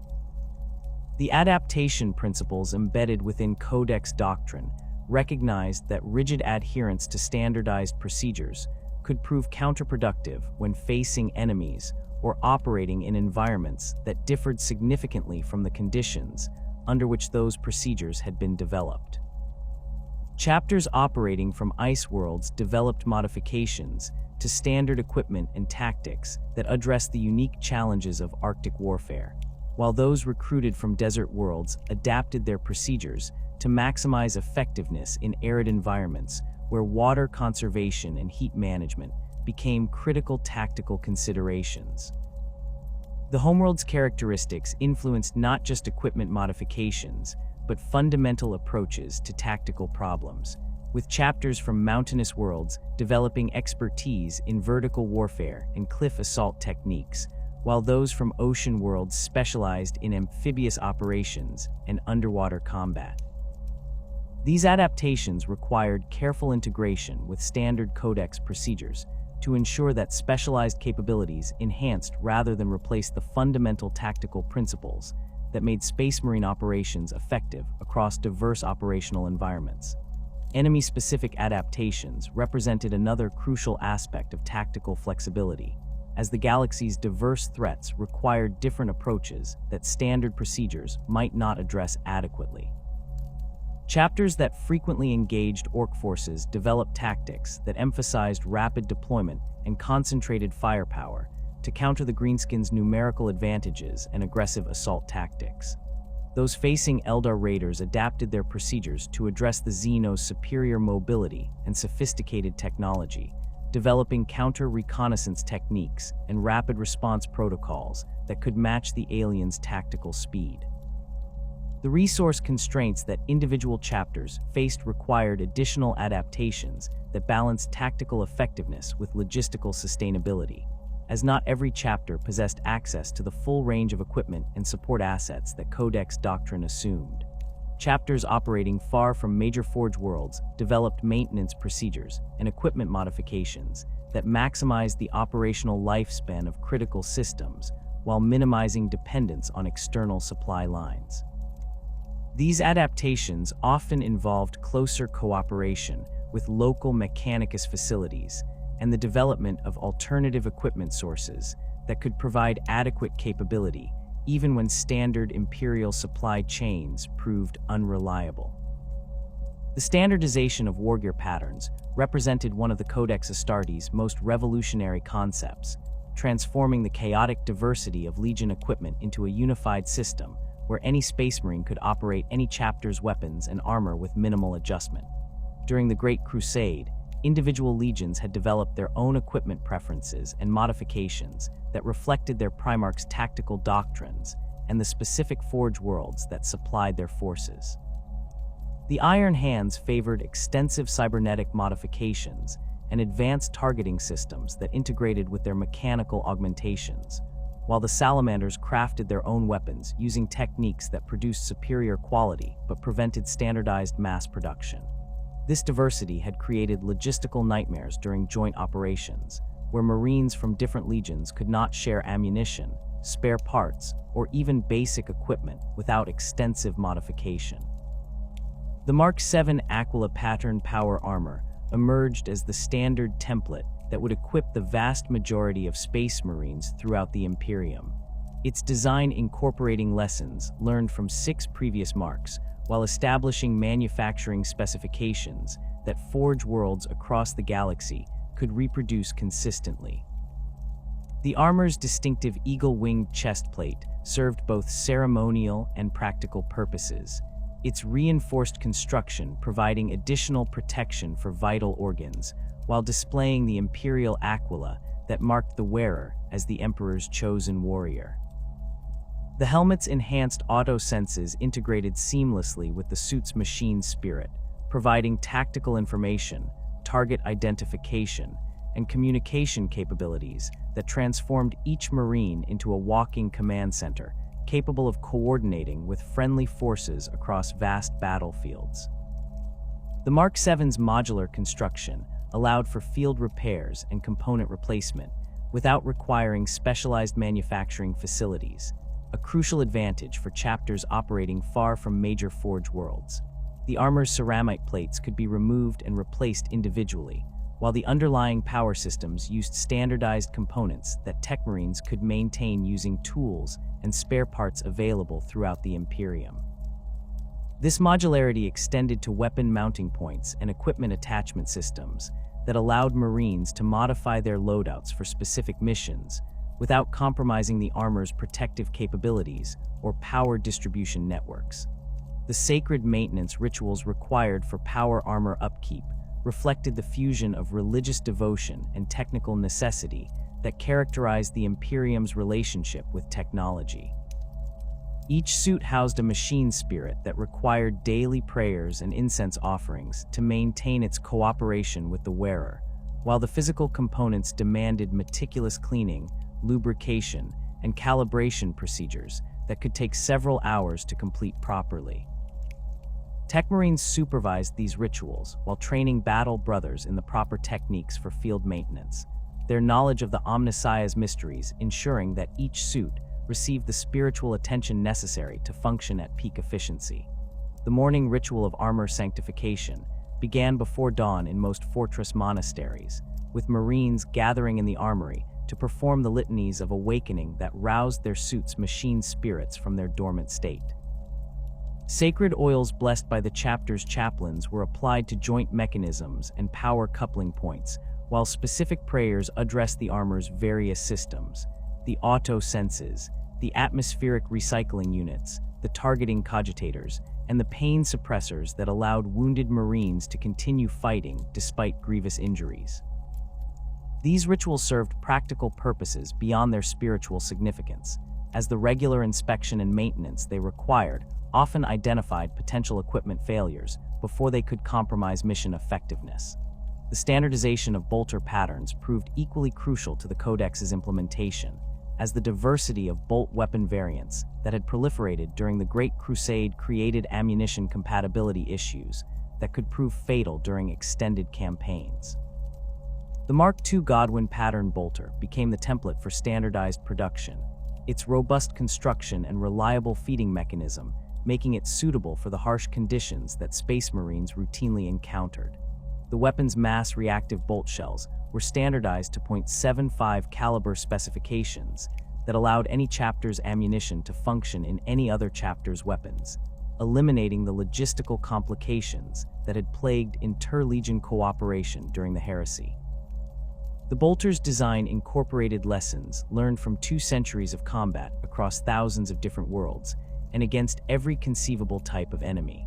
The weapon's gyroscopic stabilization systems allowed accurate fire even while the user moved at full sprint, while the magazine's 30-round capacity provided sustained firepower without requiring frequent reloading during intense combat.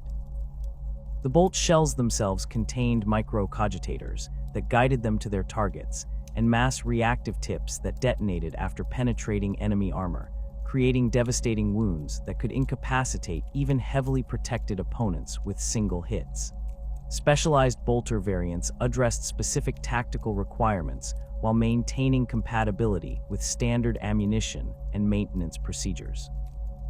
Storm bolters provided increased rate of fire for close-range engagements, their twin barrels allowing Marines to lay down suppressing fire that could pin enemy forces in place, while friendly units maneuvered for advantageous positions.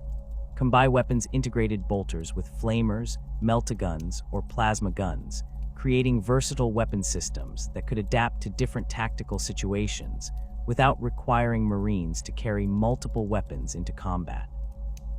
The sacred nature of Space Marine weapons extended beyond their practical function to encompass their role as symbols of the Emperor's divine authority and the chapter's martial traditions. Each bolter bore the names of previous users etched into its receiver, creating a lineage of service that connected current Marines to the heroes of past campaigns. Weaponsmiths within each chapter's armory maintained detailed records of each weapon's service history, documenting notable kills and battlefield achievements that added to the weapon's spiritual significance and tactical reputation.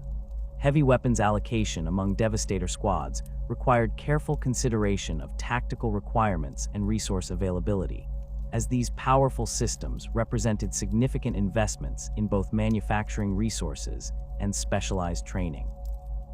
Lascannons provided the precision firepower necessary to engage heavily armored targets at extreme range, their focused energy beams capable of penetrating even land raider armor when properly aimed. The weapon's sophisticated targeting systems integrated with the user's helmet displays to provide ballistic calculations and range estimation, while the power pack's capacity allowed for sustained fire during prolonged engagements.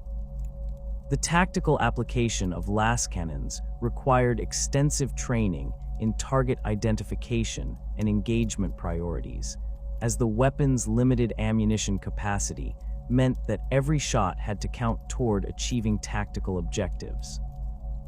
Devastator Marines learned to identify weak points in enemy armor and coordinate their fire to achieve maximum damage, with multiple lascannon hits often concentrated on single targets to ensure complete destruction rather than spreading damage across multiple enemies. The weapon's range advantage allowed Devastator squads to engage enemy armor before it could close to effective range with its own weapons, providing friendly forces with crucial fire support during defensive operations. Heavy bolters offered different tactical advantages through their sustained rate of fire and armor-penetrating capabilities, their ability to lay down continuous streams of bolt shells, making them invaluable for suppressing enemy infantry and light vehicles.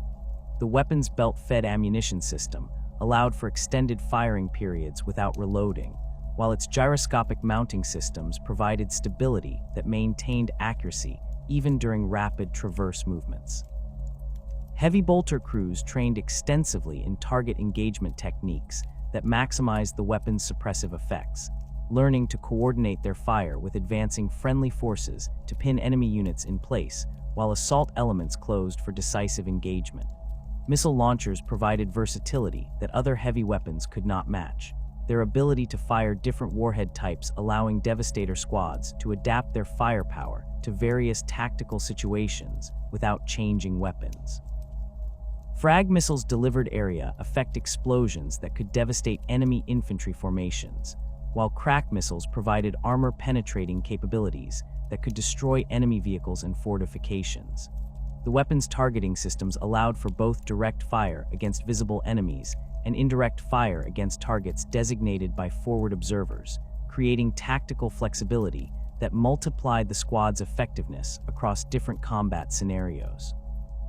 The coordination between different heavy weapons types created tactical synergies that enhanced the overall effectiveness of Devastator squads, while providing the flexibility necessary to engage diverse threats simultaneously.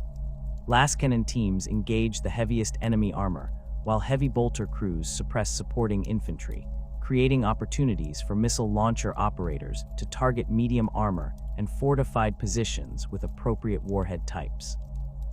This coordination required extensive training in target identification and engagement priorities, with squad leaders learning to direct their weapons against the threats that posed the greatest danger to friendly forces while maintaining the sustained firepower necessary to support ongoing operations.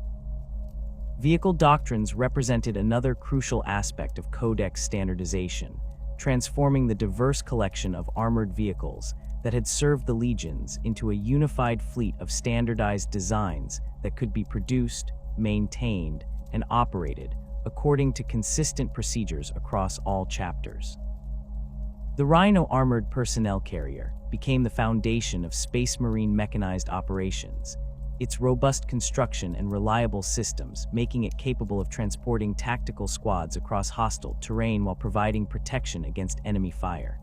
The vehicle's troop compartment could accommodate a full 10 Marine squad with their equipment, while the forward-mounted Storm Bolter provided suppressive fire capability that could clear landing zones and cover dismounting troops.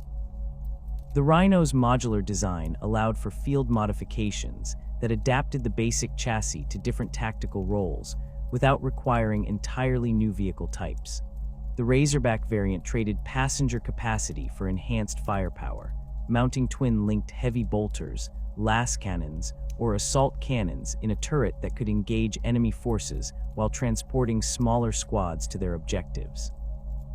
These modifications used standardized components that Tech Marines could install and maintain using existing tools and procedures, creating tactical flexibility without increasing logistical complexity. Predator tanks provided the fire support capabilities that infantry formations required when facing heavily armored enemies or fortified positions, their main armament options, allowing commanders to configure the vehicles for different tactical roles. The Predator Annihilator mounted twin, linked lascannons and lascannon sponsons that could engage the heaviest enemy armor at long range, while the Predator Destructor's auto-cannon and heavy bolter sponsons provided rapid-fire capability against lighter vehicles and infantry formations. The tank's advanced targeting systems integrated with chapter communication networks to coordinate fire missions and share tactical intelligence across different unit types. The strategic deployment of Predator tanks required careful consideration of terrain features and tactical objectives, as the vehicle's effectiveness depended on its ability to engage targets from advantageous positions while remaining protected from enemy counterfire. Tank commanders received extensive training in terrain analysis and positioning techniques that maximized their weapons' effectiveness while minimizing exposure to enemy anti-armor weapons. The coordination between Predator tanks and infantry units created combined arms capabilities that multiplied the effectiveness of both unit types while providing tactical flexibility that neither could achieve independently. Land Raiders represented the pinnacle of Space Marine armored warfare, their combination of transport capacity, firepower, and protection making them capable of spearheading assaults against the most heavily defended objectives. The standard Land Raiders' twin-linked lascannons and heavy bolter provided devastating firepower, while its ceramite armor could withstand direct hits from most enemy weapons. The vehicle's transport compartment could carry a full tactical squad or a smaller number of Terminators, allowing it to deliver assault forces directly to their objectives while providing fire support throughout the engagement. The Land Raider Crusader variant adapted the basic design for close assault operations, replacing the lascannons with twin-linked assault cannons and adding hurricane bolter arrays that could devastate enemy infantry at close range. The vehicle's enlarged transport compartment could accommodate larger assault forces, while its frag assault launchers provided additional close-range firepower that could clear enemy positions immediately before disembarkation. These modifications created a vehicle specifically designed for urban warfare and assault operations, where sustained firepower proved more valuable than long-range precision. Specialized equipment for different battlefield roles reflected the Codex's recognition that Space Marine operations required capabilities that standard equipment could not provide effectively.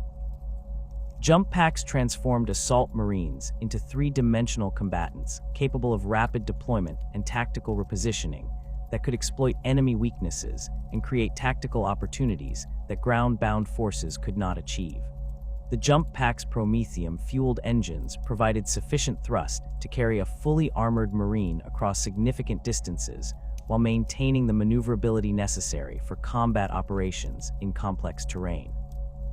The tactical employment of Jump pack-equipped Marines required extensive training in aerial maneuvering and three-dimensional combat techniques that went far beyond standard Space Marine instruction. Assault Marines learned to coordinate their movements to avoid mid-air collisions while maintaining unit cohesion during complex maneuvers, their training encompassing everything from basic flight procedures to advanced combat techniques that utilized vertical terrain features and aerial positioning advantages. The psychological impact of Marines descending from above with chainswords and bolt pistols often proved as valuable as their actual combat capabilities, as enemy forces frequently broke and fled rather than face close combat with airborne superhuman warriors. Terminator armor represented the ultimate expression of Space Marine protective technology, its massive construction and sophisticated systems creating walking fortresses that could operate in the most hostile environments while delivering devastating firepower. The armor's thick ceramite plates and adamantium framework could withstand direct hits from lascannons and plasma weapons, while the integrated life support systems allowed operation in vacuum, toxic atmospheres, or areas contaminated by radiation or biological weapons. The suit's power systems provided strength enhancement that allowed the wearer to carry and operate weapons that would be impossible for unaugmented Marines to handle effectively. The sacred nature of Terminator armor meant that each suit represented an irreplaceable relic whose loss would diminish the chapter's capabilities for generations. The armor's machine spirit bore the imprints of previous wearers and their battlefield experiences, creating a repository of tactical knowledge and combat wisdom that enhanced the current user's effectiveness. The ritual of donning Terminator armor involved extensive preparation and neural interface calibration that could take hours to complete, making the suits impractical for rapid deployment operations, but invaluable for planned assaults where their enhanced protection and firepower could prove decisive. Scout equipment addressed the unique requirements of reconnaissance and infiltration operations that required different capabilities than standard power armor could provide.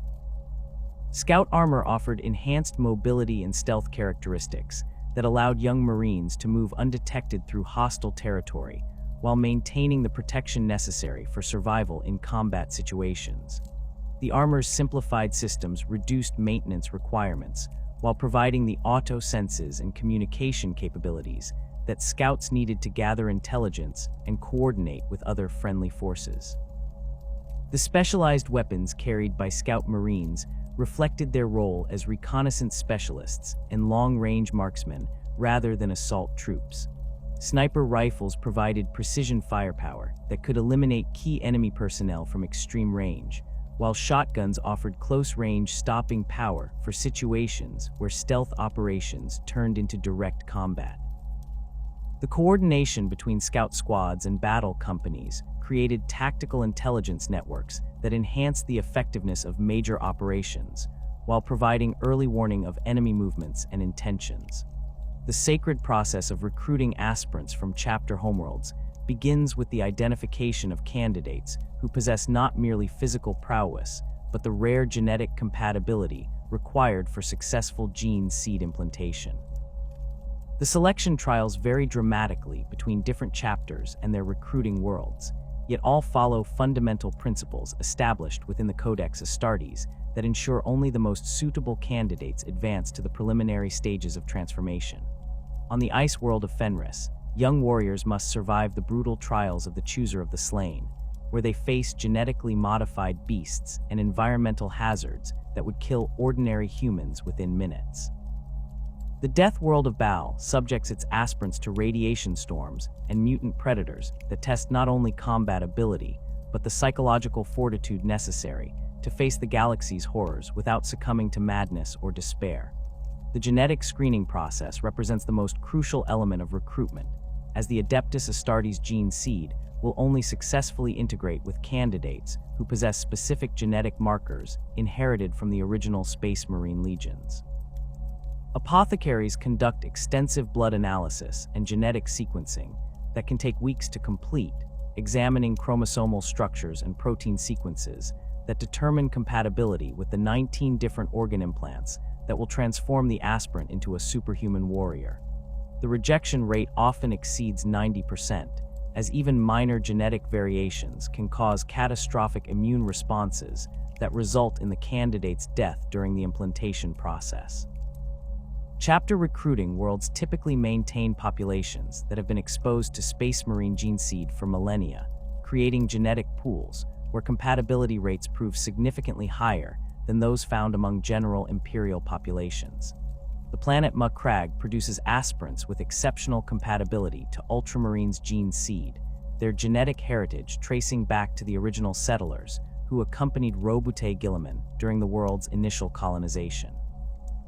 These hereditary advantages explain why many chapters maintain exclusive recruiting rights over specific worlds, as the genetic investment required to develop suitable populations represents centuries of careful breeding programs and genetic monitoring.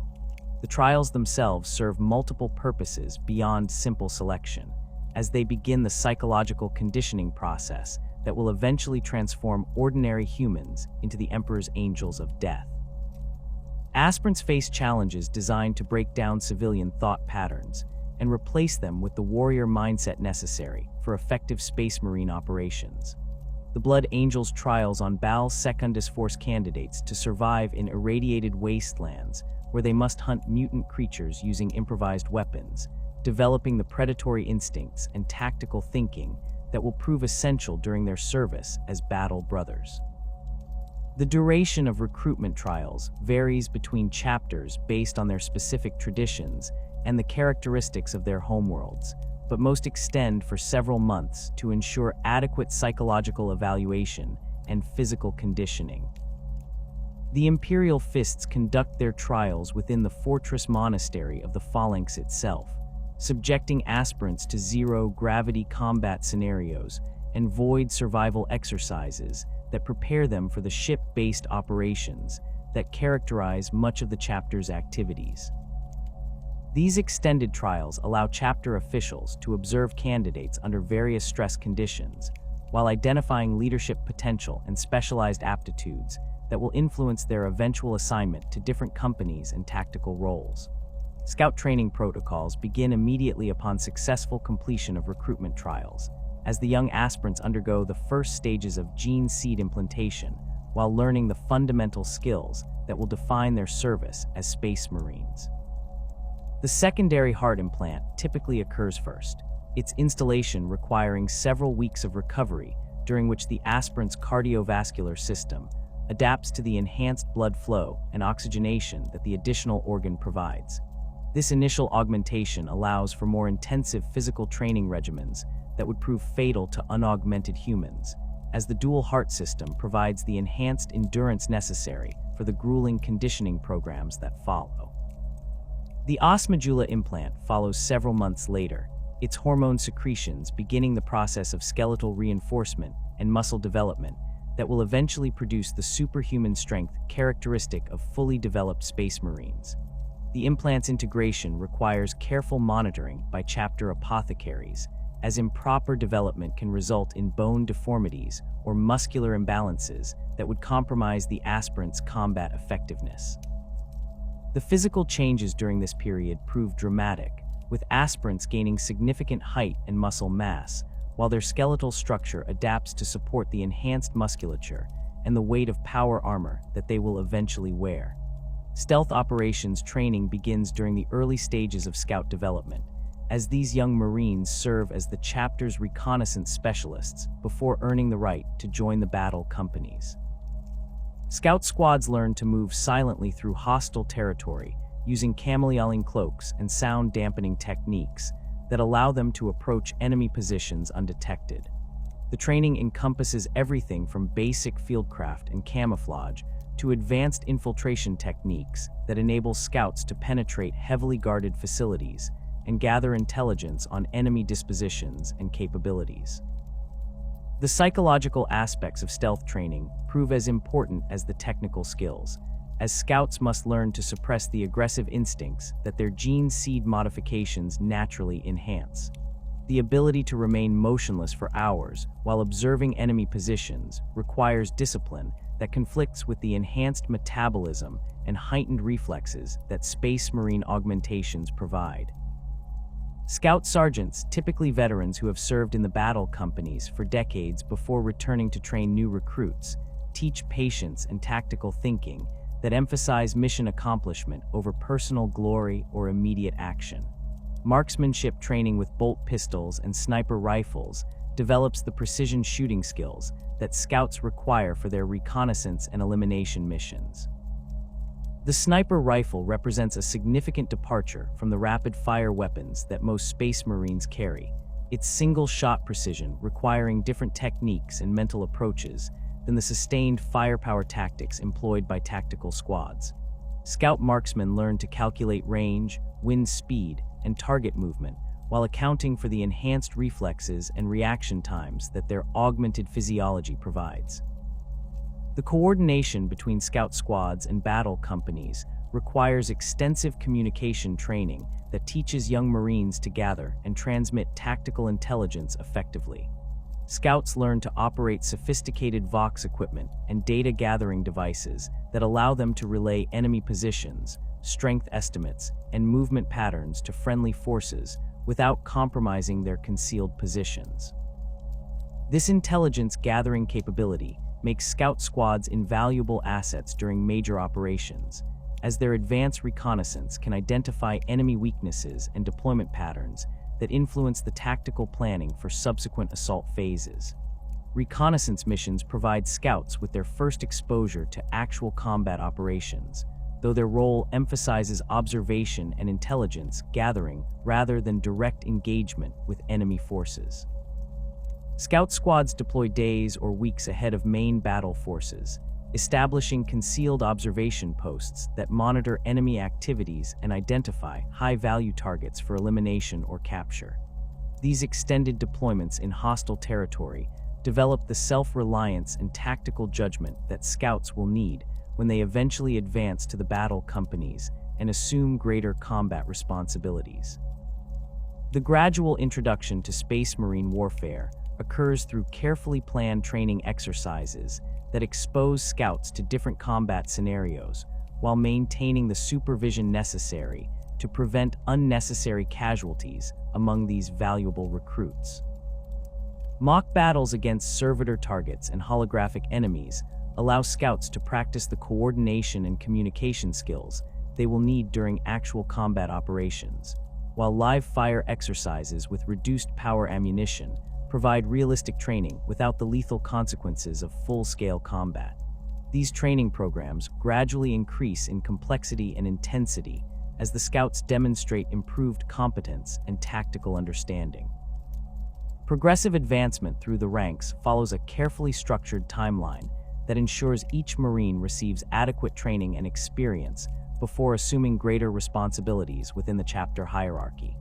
The transition from scout to full battle brother typically occurs after several years of service in the 10th Company, during which the aspirant receives the remaining gene seed implants that complete his transformation into a Space Marine. The Black Carapace implant represents the final and most crucial augmentation, its neural interface systems allowing the Marine to operate power armor effectively while providing the enhanced coordination and reaction times that make Space Marines so formidable in combat. The implantation of gene seed organs follows a precise schedule developed through millennia of experience, as the timing of each procedure affects the success rate and final effectiveness of the augmentations. The Biscopia implant enhances muscle development and provides the strength necessary to operate Space Marine weapons and equipment, while the Hemastamen improves blood clotting and toxin resistance that allows Marines to continue fighting despite wounds that would incapacitate ordinary humans. Each implant requires weeks or months of recovery time, during which the recipient's physiology adapts to the new organ's functions and integrates its capabilities with existing biological systems. Psychological conditioning accompanies the physical transformation process, as the mental adjustments required to function as a Space Marine prove as significant as the biological changes. The catalepsian node implant allows Marines to remain conscious and alert during extended operations by enabling micro-sleep cycles that provide rest without compromising tactical awareness. This capability requires extensive training to master, as Marines must learn to coordinate their enhanced sleep patterns with operational requirements while maintaining the vigilance necessary for survival in hostile environments. The Susan membrane provides emergency survival capabilities that can preserve a Marine's life during catastrophic injuries, but its activation requires specific mental techniques that must be learned through careful instruction and practice. Marines train to recognize the physiological signs that indicate when membrane activation becomes necessary, while learning the meditation techniques that can trigger the suspended animation state voluntarily. This training often involves controlled exposure to near-fatal injuries under medical supervision, allowing Marines to experience the membrane's effects while ensuring their survival through immediate medical intervention. Specialized training paths for veterans begin to emerge during a Marine's service in the battle companies, as individual Marines demonstrate particular aptitudes or interests that make them suitable for advanced roles within the chapter structure. Veterans who show exceptional tactical acumen and leadership ability may receive additional training that prepares them for eventual promotion to sergeant or officer positions. This advanced instruction encompasses strategic planning, logistics coordination, and the complex decision-making processes required for independent command during combat operations. The selection criteria for veteran status extend beyond simple combat prowess to include demonstrated reliability, tactical innovation, and the ability to inspire confidence in other Marines during difficult situations. Veterans typically have survived multiple major campaigns and shown the kind of steady performance under pressure that marks true warriors rather than mere fighters. Their advancement to the first company represents recognition of their expertise and commitment, while providing them with access to the chapter's most sacred weapons and ancient suits of Terminator armor. Sergeant training programs prepare selected veterans for the responsibilities of squad leadership, teaching them the communication skills and tactical knowledge necessary to coordinate 10 Marine units during complex operations. Prospective sergeants study the histories of famous battles and analyze tactical decisions made by legendary commanders, learning to recognize patterns and principles that can guide their own decision-making processes. The training emphasizes practical leadership skills, such as maintaining unit morale, coordinating with supporting elements, and adapting to unexpected tactical developments that require immediate responses. Cross-training with other Imperial institutions provides chapter officers with broader perspectives on warfare and politics that prove valuable during joint operations and diplomatic missions. Selected Marines receive instruction at Imperial Guard command schools, where they learn to coordinate with conventional military forces and understand the capabilities and limitations of non-Astartes formations. This training creates mutual understanding between different military branches while providing Space Marine commanders with the knowledge necessary to integrate their operations with larger Imperial military efforts. The Schola Progenium provides another avenue for advanced military education, as selected Space Marines attend courses alongside future commissars and Imperial Guard officers. These programs focus on strategic planning, logistics management, and the political considerations that influence military decision-making at the highest levels.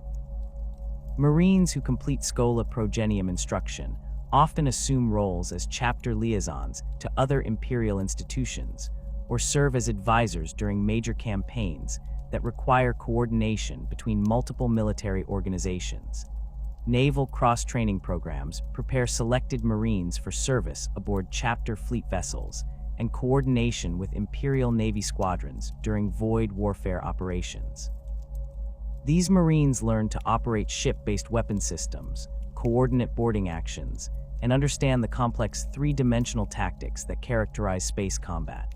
Their expertise proves invaluable during fleet operations, where Space Marine strike cruisers and battle barges must coordinate with Navy vessels to achieve tactical objectives while maintaining the mobility necessary for rapid deployment to different theaters of operation. The gene seed represents humanity's most sacred biological inheritance, a collection of genetic modifications derived from the Emperor's own genetic template and refined through the unique physiological characteristics of each Primarch. These microscopic organs contain the accumulated genetic wisdom of the Great Crusade, encoding not merely the biological instructions for creating superhuman warriors, but the very essence of what separates the Adeptus Astartes from ordinary humanity. Each gene seed carries within its cellular structure the genetic memory of its Primarch's capabilities, creating Space Marines who inherit not just enhanced physical abilities, but subtle psychological traits and tactical preferences that echo their gene father's approach to warfare. The 19 distinct organ implants that comprise the complete gene seed package represent the culmination of the Emperor's genetic engineering mastery, each serving specific functions that transform human physiology into something capable of surviving the galaxy's countless horrors. The secondary heart provides the enhanced cardiovascular capacity necessary for sustained combat operations, its redundant circulation systems ensuring that Space Marines can continue fighting even after suffering wounds that would prove fatal to ordinary humans. This additional organ beats independently of the primary heart, creating blood flow patterns that maximize oxygen delivery to enhanced muscle tissue, while providing backup circulation if the original heart suffers damage during combat. The osmodula fundamentally restructures skeletal development through hormone secretions that strengthen bone density, while directing growth patterns that accommodate the enhanced musculature and organ systems that subsequent implants will provide. The implant's integration begins during adolescence when the recipient's skeletal structure remains malleable enough to accept the dramatic changes that Space Marine physiology requires. The hormone cocktail produces bones with tensile strength approaching that of plasteel, while maintaining the flexibility necessary for rapid movement and combat maneuvers. The growth process typically adds significant height and frame size, with most Space Marines reaching physical dimensions that dwarf even the largest unaugmented humans.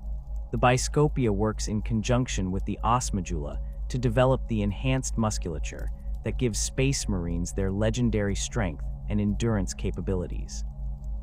This implant secretes growth hormones and protein synthesis catalysts that direct muscle development along predetermined patterns encoded within the gene seed's genetic structure. The resulting muscle fibers possess density and contractile force that allows fully developed Space Marines to crush human skulls with their bare hands while maintaining the fine motor control necessary for precision weapon handling and delicate technical operations. The biscopia's influence extends beyond simple strength enhancement to include improved reaction times and coordination that make Space Marines capable of combat maneuvers impossible for unaugmented humans. The hemostamen transforms blood chemistry through the introduction of specialized cells that enhance clotting factors and toxin resistance while improving oxygen carrying capacity beyond normal human parameters. The implant produces modified hemoglobin variants that can extract oxygen from atmospheric compositions that would prove lethal to ordinary humans, allowing Space Marines to operate in toxic environments or damaged life support systems without requiring external breathing apparatus. The enhanced clotting factors enable Space Marines to survive wounds that would cause fatal blood loss in normal humans, with minor injuries sealing themselves within minutes and major trauma requiring significantly longer to prove incapacitating. The Laramen's organ represents one of the most visible manifestations of Space Marine physiology, its rapid response to tissue damage, creating the distinctive scar patterns that mark veteran warriors. When activated by injury, the organ releases specialized cells that form temporary organic patches over wounds, sealing damaged blood vessels and preventing infection, while natural healing processes repair the underlying damage. These Laramen cells create distinctive white scar tissue that remains permanently visible, marking each Space Marine's combat history across his skin in a pattern unique to his service record and battlefield experiences. The catalepsian node provides the sleep regulation capabilities that allow Space Marines to maintain operational effectiveness during extended campaigns where normal rest cycles would prove impossible. The implant enables conscious control over sleep patterns, allowing Marines to enter restorative microsleep states while remaining alert to potential threats and maintaining basic motor functions. This capability proves invaluable during siege operations or extended void voyages, where Marines must remain at combat readiness for weeks or months without traditional rest periods. The node's activation requires specific mental techniques that Marines learn during their scout training, with mastery of these procedures marking the transition from aspirant to full battle brother. The preomner serves as a preliminary digestive chamber that neutralizes toxins and breaks down substances that would prove harmful to normal human physiology. This pre-stomach can process materials that ordinary humans could never consume, allowing Space Marines to derive nutrition from sources as diverse as tree bark, industrial lubricants, or even certain types of plastic compounds when standard rations become unavailable. The preomner's chemical analysis capabilities also enable Space Marines to identify poisons and other hazardous substances through taste, providing early warning systems that can prevent assassination attempts or accidental ingestion of dangerous materials. The omophagia grants Space Marines the ability to absorb memories and genetic information from consumed organic material, creating intelligence-gathering capabilities that prove invaluable during reconnaissance operations. By consuming small amounts of brain tissue from deceased enemies, Marines can access recent memories that reveal enemy plans, facility layouts, or the locations of hidden resources and personnel. This capability requires careful application, as the absorption of alien genetic material carries risks of contamination or psychological disturbance that can compromise the Marines' effectiveness or loyalty to the Imperium. The multi-lung provides atmospheric adaptation capabilities that allow Space Marines to operate in environments where normal human respiration would prove impossible. This third lung can extract oxygen from water, filter out toxic gases, or operate independently when the primary respiratory system suffers damage from chemical weapons or physical trauma. The multi-lung's sophisticated filtration systems can neutralize most airborne toxins while providing the enhanced oxygen processing necessary to support the Space Marines' augmented metabolism and physical capabilities. The oculobe transforms visual capabilities through modifications to the eye structure that provide enhanced light gathering, improved resolution, and resistance to blinding effects that would incapacitate ordinary humans. The implant enables Space Marines to see clearly in near total darkness, while protecting against flash-bang grenades and laser dazzlers that enemy forces commonly employ. The enhanced visual acuity allows Marines to identify targets at extreme ranges and detect subtle movement patterns that might indicate concealed enemies or environmental hazards.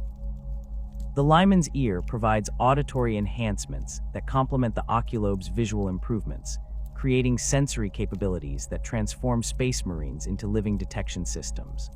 The implant enables conscious control over hearing sensitivity, allowing Marines to filter out background noise while focusing on specific sounds such as enemy communications or the distinctive mechanical signatures of different vehicle types. The enhanced hearing can detect subsonic vibrations that indicate approaching aircraft or heavy vehicles, while providing balance improvements that enhance combat effectiveness in zero-gravity environments. The Susan membrane represents the most dramatic of the gene seed organs, providing emergency survival capabilities that can preserve a Space Marine's life during otherwise fatal injuries. When activated by extreme trauma or conscious will, the membrane induces a state of suspended animation that dramatically slows metabolic processes while maintaining minimal life support functions. Marines in Susan coma can survive for decades without food or water, their bodies preserved in near-death states until medical attention becomes available or environmental conditions improve sufficiently to allow revival. The melanchromic organ enables adaptive camouflage through conscious control over skin pigmentation, allowing Space Marines to blend with their surroundings during stealth operations. The color changes occur gradually over several hours, making this capability useful for long-term concealment rather than rapid tactical adaptation. The organ responds to both conscious direction and unconscious environmental stimuli, with some Marines developing automatic camouflage responses that activate during periods of extended immobility or stress. The oolitic kidney provides enhanced filtration capabilities that complement the multi-lung's atmospheric processing while improving the Space Marine's ability to survive in hostile environments.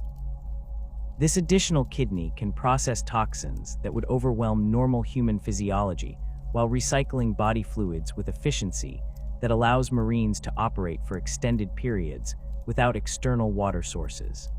The organ's sophisticated filtration systems can extract useful substances from contaminated water sources while eliminating harmful compounds that might compromise the Marine's health or combat effectiveness. The neuroglottis enhances the omophagia's memory absorption capabilities while providing additional chemical analysis functions through taste and smell. The implant enables Space Marines to identify specific chemical compounds through minimal exposure, creating detection capabilities that can reveal the presence of explosives, drugs, or other substances that might indicate enemy activity or environmental hazards. The neuroglottis also enhances the absorption of genetic memories, allowing more complete extraction of information from consumed organic material. The mucranoid provides chemical protection through the secretion of specialized compounds that coat the skin and respiratory passages with substances that neutralize acids, bases, and other corrosive materials.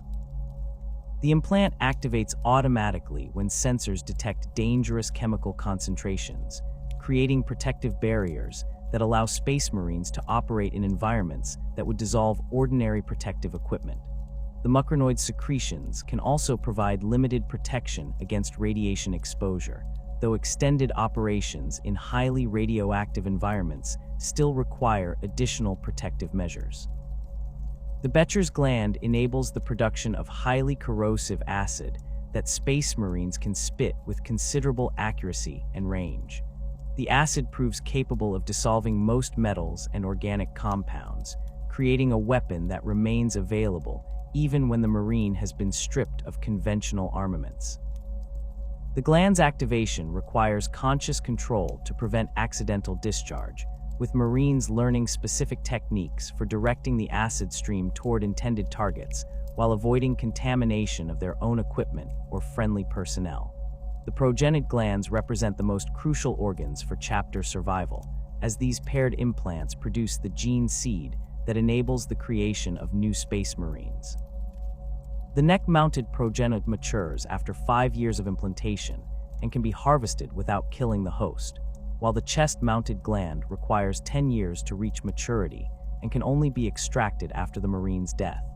These glands accumulate genetic information throughout the Marine's service, incorporating battle experience and environmental adaptations that enhance the effectiveness of future generations while maintaining the genetic stability necessary for successful implantation. The black carapace serves as the interface between Space Marine physiology and power armor systems, its neural connections and monitoring ports creating seamless integration between biological and mechanical components. The carapace's installation represents the final stage of Space Marine transformation, its neural interfaces providing the enhanced coordination and reaction times that make power armor operation possible.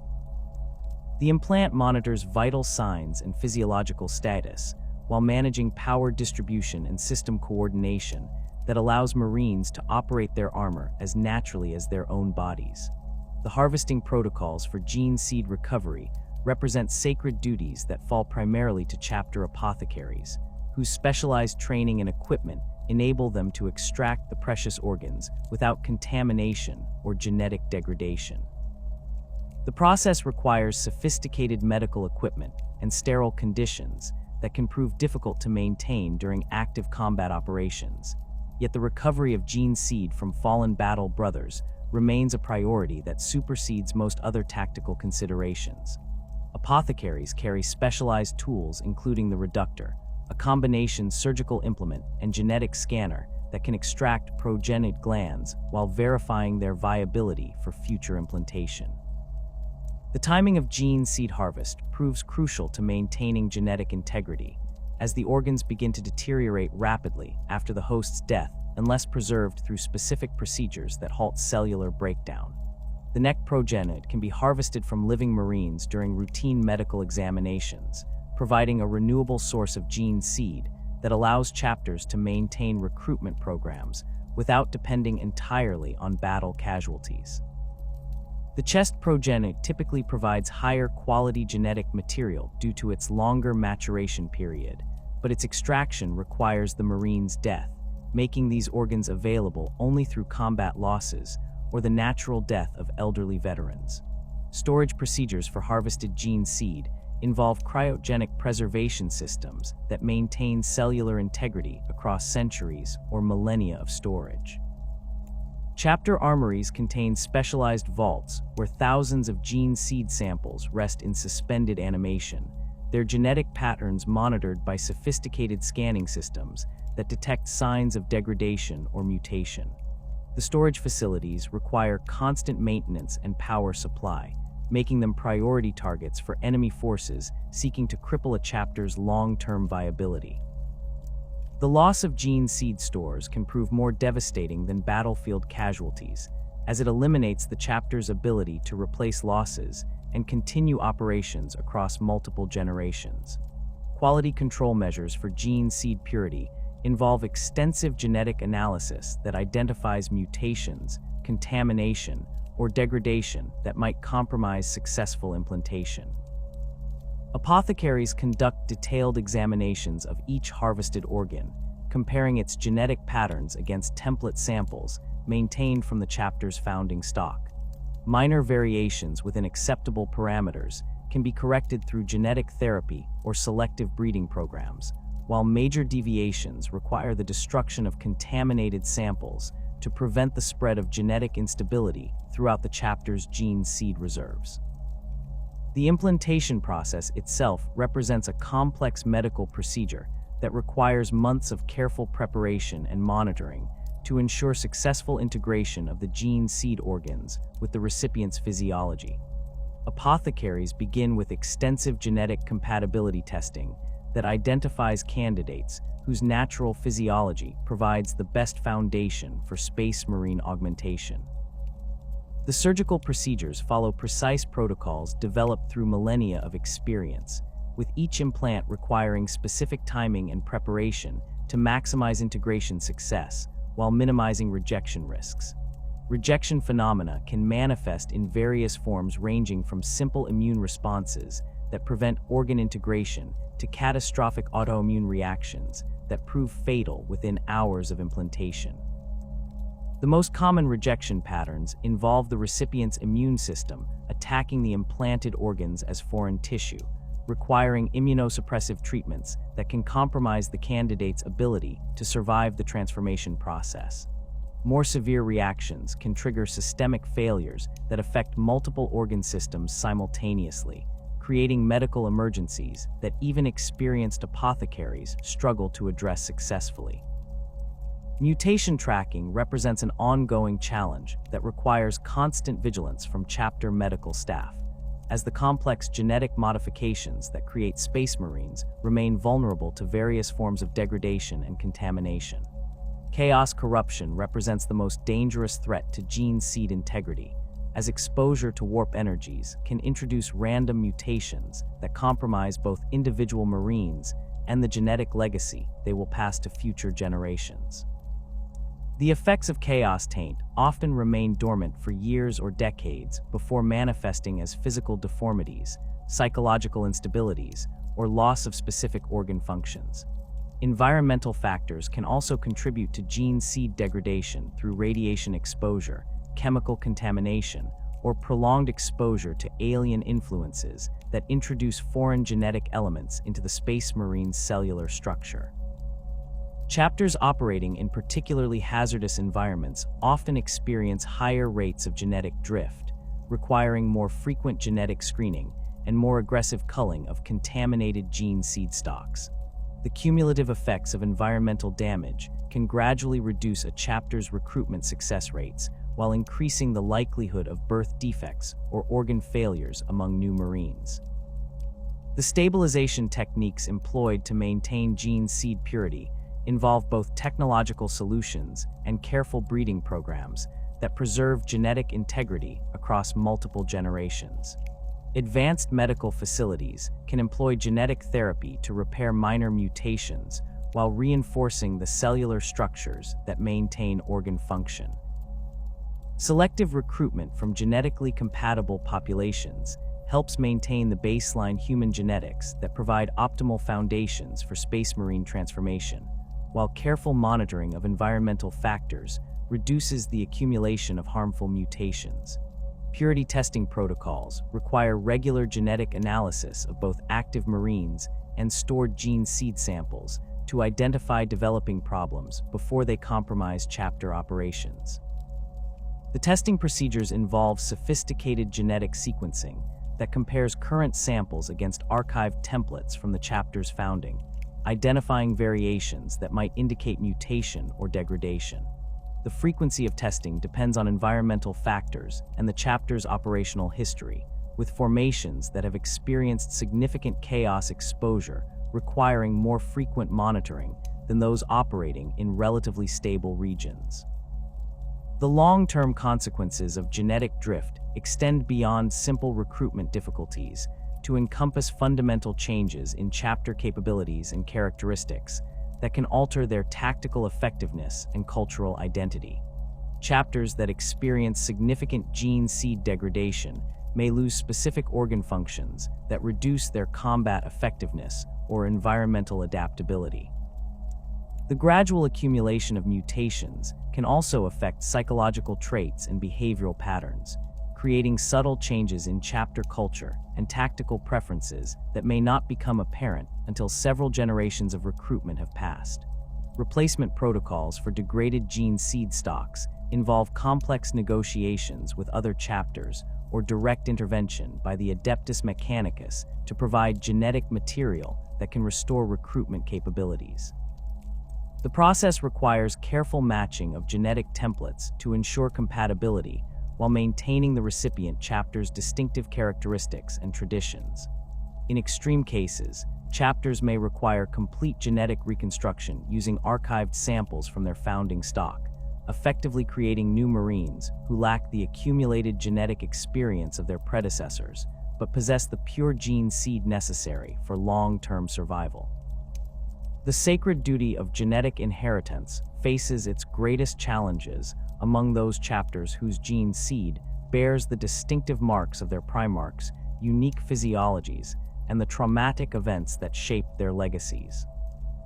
While the Ultramarines and their successors maintain relatively stable genetic patterns that conform closely to Guilliman's original template, other bloodlines carry within their cellular structure the accumulated weight of their gene father's triumphs and tragedies, creating Space Marines whose capabilities and limitations reflect the complex heritage of their origins. The Black Templars represent perhaps the most dramatic departure from standard Codex organization, their rejection of traditional company structure stemming from deeply held beliefs about the nature of Space Marine warfare and their eternal crusade against the Emperor's enemies. Rather than maintaining the prescribed 10 companies of 100 Marines each, the Black Templars organized themselves into crusading companies of varying sizes that can number anywhere from 50 to 300 battle brothers, depending on recruitment success and operational requirements. These formations operate independently across the galaxy, each pursuing its own objectives under the guidance of an Emperor's champion or marshal, who serves as both tactical commander and spiritual leader. The crusading company structure reflects the Black Templars' fundamental philosophy that Space Marines should never remain idle, while enemies of humanity exist anywhere in the galaxy. Each company maintains its own fleet assets and recruitment protocols, allowing them to operate for decades or centuries without requiring support from other chapter elements. The largest crusading companies approach the size of traditional chapters, their massive strength enabling them to prosecute major campaigns against orc empires or heretical cults that would require multiple standard chapters to address effectively. These formations accumulate veterans and equipment over extended periods of successful campaigning, creating elite forces whose combat effectiveness far exceeds their numerical strength. The Black Templars' recruitment practices ignore the Codex's prescribed limitations on chapter strength, as their distributed structure makes accurate census impossible, while their constant warfare creates recruitment opportunities that more static chapters cannot exploit. Crusading companies recruit directly from worlds they liberate during their campaigns, selecting the most promising candidates from populations that have witnessed the Emperor's power firsthand through Space Marine intervention. This recruitment method creates Marines with particularly strong faith and dedication, as they have seen the consequences of heresy and alien influence in their own communities before joining the chapter's ranks. The chapter's rejection of librarians stems from their interpretation of the Emperor's teachings regarding psychic powers and the dangers of warp manipulation. The Black Templars view psykers as inherently corrupting influences that compromise the purity of faith that should guide Space Marine actions, leading them to execute any battle brothers who manifest psychic abilities rather than training them as librarians. This policy creates tactical limitations during operations against demonic entities or Xenos psykers, but the Black Templars compensate through their chaplain's spiritual authority and their extensive use of blessed weapons and sacred relics that provide protection against warp-based attacks. The Space Wolves present different challenges to Codex compliance through their adherence to Fenrisian cultural traditions that predate their integration into the Imperium by thousands of years. Rather than organizing into standard companies, the Space Wolves maintain great companies that reflect the tribal structures of their homeworld, with each formation led by a Wolf Lord who serves as both military commander and cultural patriarch. These great companies vary dramatically in size and composition based on their leaders' preferences and recruitment success, with some numbering fewer than 60 Marines, while others exceed 200 battle brothers. The Great Company structure incorporates specialized roles that have no equivalent in Codex-compliant chapters, reflecting the Space Wolves' unique approach to warfare and their integration of Fenrisian traditions with Space Marine doctrine. Wolf Guards serve as elite veterans who combine the tactical expertise of traditional sergeants with the cultural authority of tribal elders, their leadership extending beyond simple military command to encompass the preservation of chapter traditions and the guidance of younger Marines in matters of honor and conduct. These warriors typically carry weapons and equipment that reflect their personal achievements and cultural heritage, creating a diverse array of combat capabilities within each great company. The Space Wolves recruitment from Fenris creates Marines whose genetic heritage includes specific adaptations to their homeworld's harsh environment and dangerous fauna. The planet's extreme climate and predatory wildlife have shaped the local human population over millennia, creating genetic traits that enhance cold tolerance and predatory instincts while maintaining compatibility with Space Marine gene seed. The resulting Marines possess enhanced senses that exceed standard Astartes capabilities, particularly in areas of hearing and smell that prove invaluable during tracking operations and close combat engagements. The Canis helix represents a unique genetic modification within Space Wolves' gene seed that enhances their predatory instincts while creating the risk of genetic instability that can manifest as physical mutations or psychological changes. This genetic element, believed to derive from Fenrisian wolf DNA integrated into the original gene seed template, creates Marines with enhanced pack instincts and territorial behavior that influences their tactical preferences and social structures. The helix's effects vary between individuals, with some Marines developing enhanced physical capabilities, while others experience more subtle changes in behavior and sensory perception. The Curse of the Wolfen represents the most extreme manifestation of Canis helix instability, transforming affected Marines into bestial creatures, whose enhanced physical capabilities come at the cost of rational thought and tactical discipline. These transformed warriors retain their loyalty to the Emperor and their pack brothers, but their reduced cognitive abilities make them unsuitable for complex operations requiring coordination and planning. The Space Wolves have learned to channel the Wolfen's savage effectiveness during assault operations while maintaining strict control over their deployment to prevent friendly fire incidents or tactical complications. The Blood Angels and their successor chapters face different genetic challenges through their inheritance of Sanguinius's noble but tragically flawed legacy, their gene seed carrying within its structure the psychic imprint of their Primarch's death at Horus's hands during the final battle aboard the Vengeful Spirit. The Red Thirst manifests as an overwhelming craving for blood that can consume a Marine's rational thought during combat, transforming disciplined warriors into frenzied killers whose effectiveness in close combat comes at the cost of tactical coordination and strategic thinking. This genetic flaw affects all Marines carrying Sanguinian gene seed to some degree, requiring constant vigilance and spiritual discipline to prevent complete loss of control. The Black Rage represents a more severe manifestation of the Blood Angel's genetic curse, typically triggered by extreme stress or exposure to psychic trauma that awakens the genetic memories embedded within their gene seed. Marines experiencing the Black Rage relive Sanguinius's final moments in vivid hallucinations that replace their perception of current reality with visions of the Horus Heresy's climactic battle. These warriors see their enemies as Horus himself and their battle brothers as the Primarch's loyal sons, creating a state of enhanced combat effectiveness that inevitably ends in the affected Marine's death. The Death Company represents the Blood Angels' systematic approach to managing Marines who have succumbed to the Black Rage, organizing these doomed warriors into specialized assault units that can channel their suicidal fury toward tactical objectives. Death Company Marines receive black power armor decorated with red crosses that mark them as the Walking Dead, their equipment modified to maximize close combat effectiveness, while accepting that they will not survive their final battle. Chaplains accompany these units to provide spiritual guidance and ensure that their sacrifice serves the chapter's tactical objectives rather than simply satisfying their rage-induced bloodlust. The Blood Angels' recruitment practices require extensive psychological screening to identify candidates whose mental stability can withstand the genetic pressures that their gene seed imposes. The chapter's sanguinary priests, who serve functions similar to apothecaries in other chapters, conduct detailed analysis of potential, recruit psychological profiles and family histories to predict their likelihood of succumbing to the Red Thirst or Black Rage.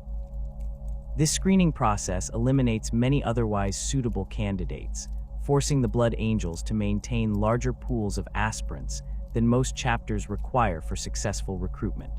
The Sanguinary Guard represents the Blood Angels' elite formation, composed of veterans whose genetic stability and combat prowess have proven exceptional even by Space Marine standards. These warriors wear golden armor that honors Sanguinius's memory, while carrying artificer weapons and equipment that reflect their status as the chapter's finest warriors. The Sanguinary Guard selection process emphasizes not just combat ability but psychological resilience, as these Marines must serve as exemplars of controlled nobility that can inspire their battle brothers to resist their genetic curses through force of will and dedication to their Primarch's ideals. The Imperial Fists and their successors carry genetic modifications that reflect Rogel Dorn's methodical approach to warfare and his emphasis on defensive operations and siege-breaking capabilities. The 7th Legion's gene seed produces Marines with enhanced pain tolerance and psychological resistance to stress, traits that prove invaluable during the prolonged engagements that characterize siege warfare. These genetic advantages come with corresponding limitations, as Imperial Fists Marines often struggle with the kind of rapid adaptation and tactical flexibility that other chapters develop naturally. The missing Becher's gland and Susan membrane in Imperial Fists' gene seed creates tactical limitations that the chapter compensates through enhanced training and equipment modifications. The absence of the acid-spitting capability requires Imperial Fists Marines to rely more heavily on conventional weapons during close combat, while the lack of suspended animation abilities means that wounded Marines cannot survive as long without medical attention. These limitations have shaped the chapter's tactical doctrine toward methodical operations, where careful planning and overwhelming firepower substitute for the biological advantages that other gene seed lines provide. The Iron Cage incident's aftermath created psychological trauma that affected the Imperial Fists gene seed through mechanisms that chapter apothecaries still struggle to understand fully. Veterans who survived the siege began experiencing shared nightmares and combat flashbacks that suggested some form of genetic memory transmission through their progenitid glands. Subsequent generations of Imperial Fists Marines have inherited subtle psychological traits that include enhanced stoicism and resistance to fear, but also increased susceptibility to guilt and self-doubt that can compromise decision-making during critical moments. The Crimson Fist's near destruction during the Orc invasion of Rin's world created additional genetic complications, as the chapter's drastically reduced numbers forced them to accelerate recruitment and gene seed implantation procedures beyond recommended safety margins.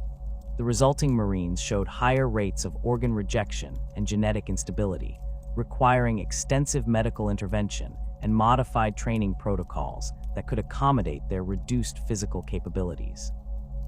The chapter's recovery required centuries of careful genetic management and selective breeding programs that gradually restored their gene seed stability.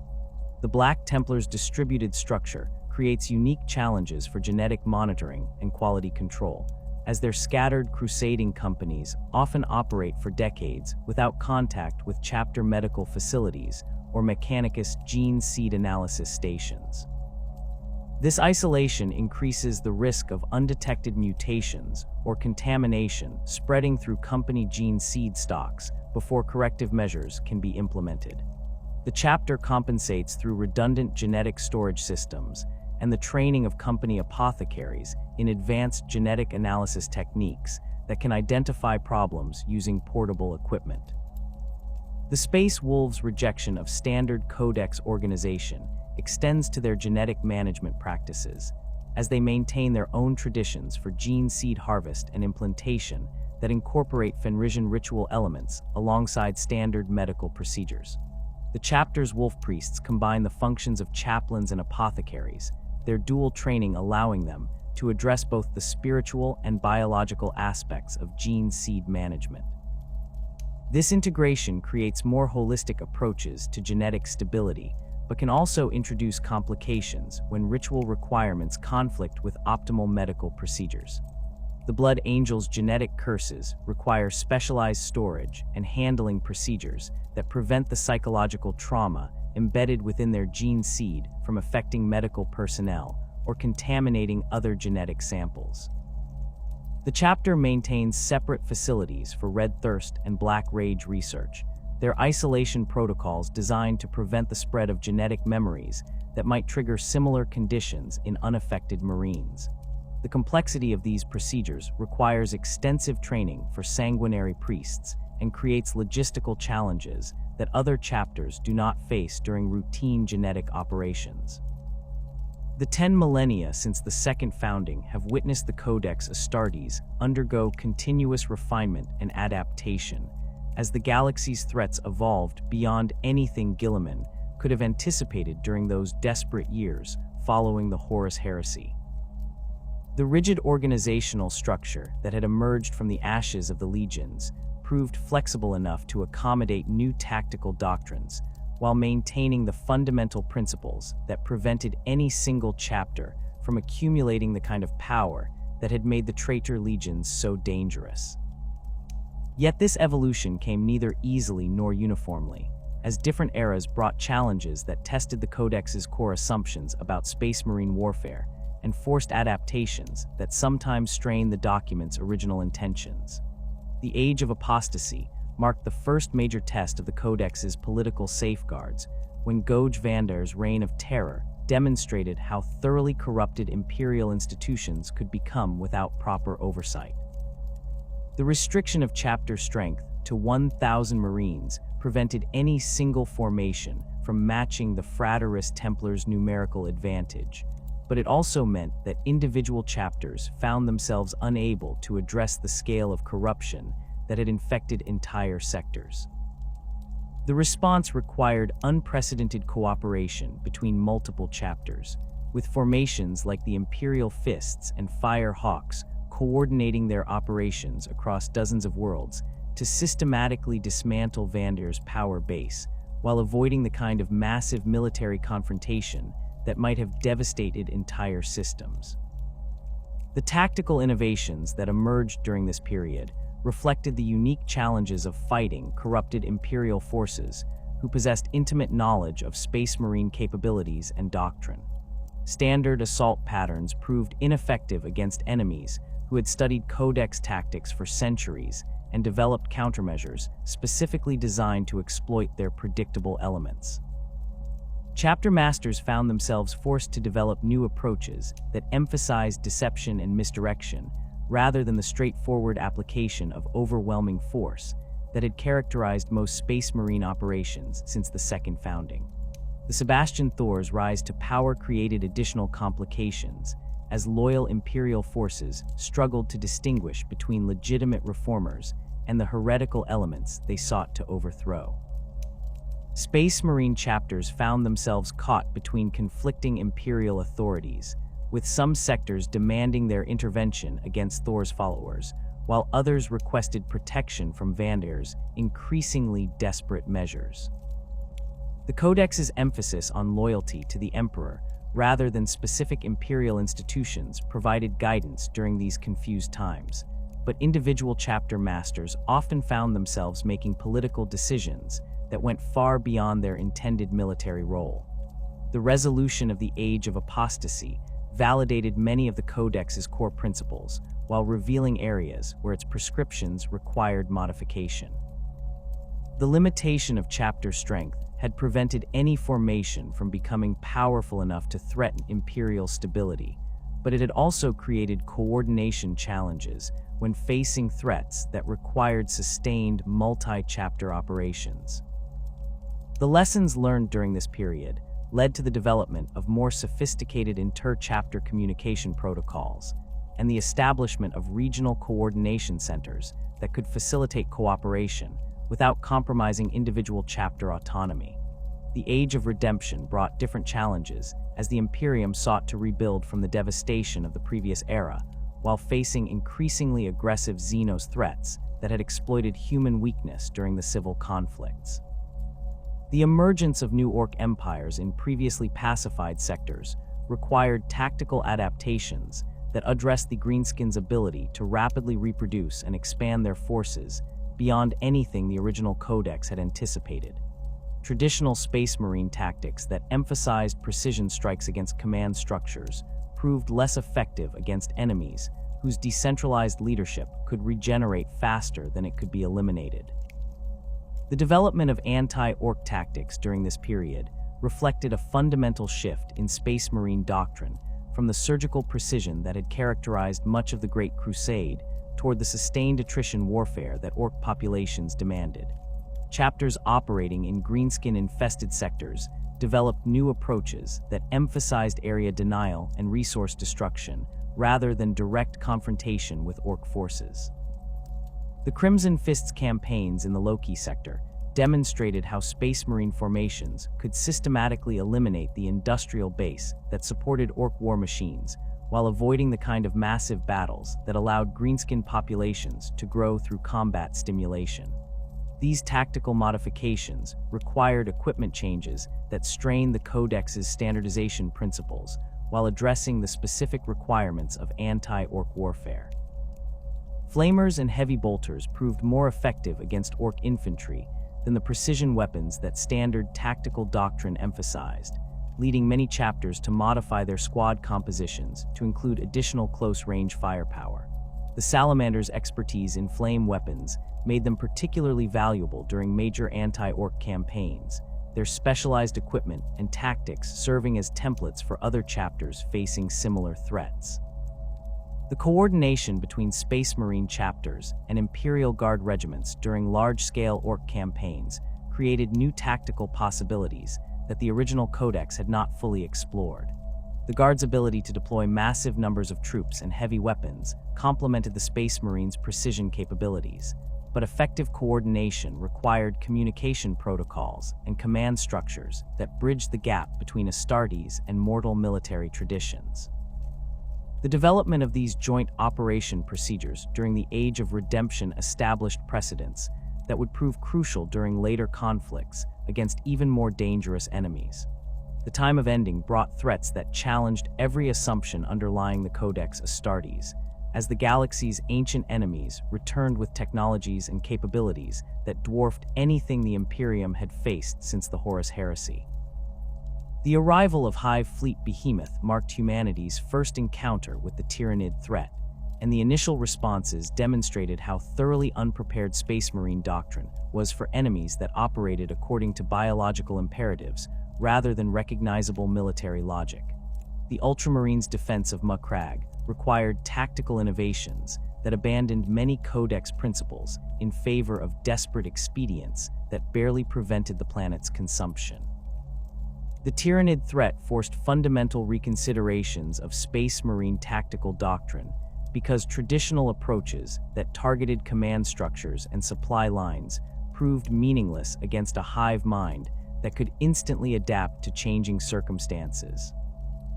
The Synapse creature system created command redundancies that made precision strikes ineffective, while the Tyranids' biological weapons and armor required different ammunition types and targeting priorities than standard Codex Doctrine prescribed. The development of effective anti-Tyranid tactics required extensive experimentation and the acceptance of casualty rates that would have been considered unacceptable during earlier conflicts. The Ultramarines' adaptation to Tyranid warfare during the First Tyrannic War established many of the tactical principles that subsequent chapters would employ against the Great Devourer's later incursions. The emphasis shifted from surgical strikes to sustained firepower, with heavy weapons and area effect munitions proving more effective than the precision weapons that standard Doctrine emphasized. The coordination between different squad types became even more crucial, as Tyranid bioforms required specific countermeasures that no single unit type could provide effectively. The psychological challenges of fighting Tyranids required modifications to Space Marine training and indoctrination procedures that addressed the unique horror of facing enemies that sought not conquest but complete biological absorption. The sight of consumed worlds, where all organic matter had been stripped away, created psychological trauma that traditional Space Marine conditioning had not anticipated. Chaplains found themselves developing new spiritual frameworks that could help battle brothers maintain their sanity while fighting enemies that represented the ultimate negation of human existence.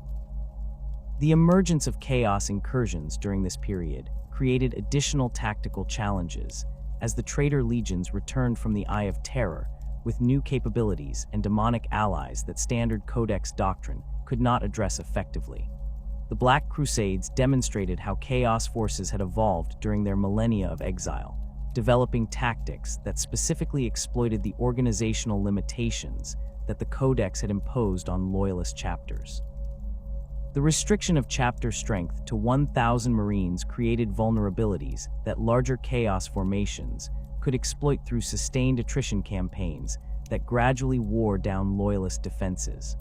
The response to chaos incursions required tactical adaptations that balanced the need for effective countermeasures against the risk of corruption that extended exposure to chaos forces created.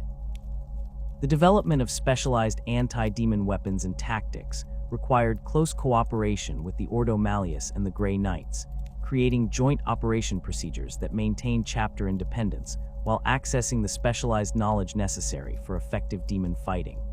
The integration of sanctified weapons and blessed ammunition into standard chapter armories represented a significant departure from the secular approach that had characterized much of the original Codex.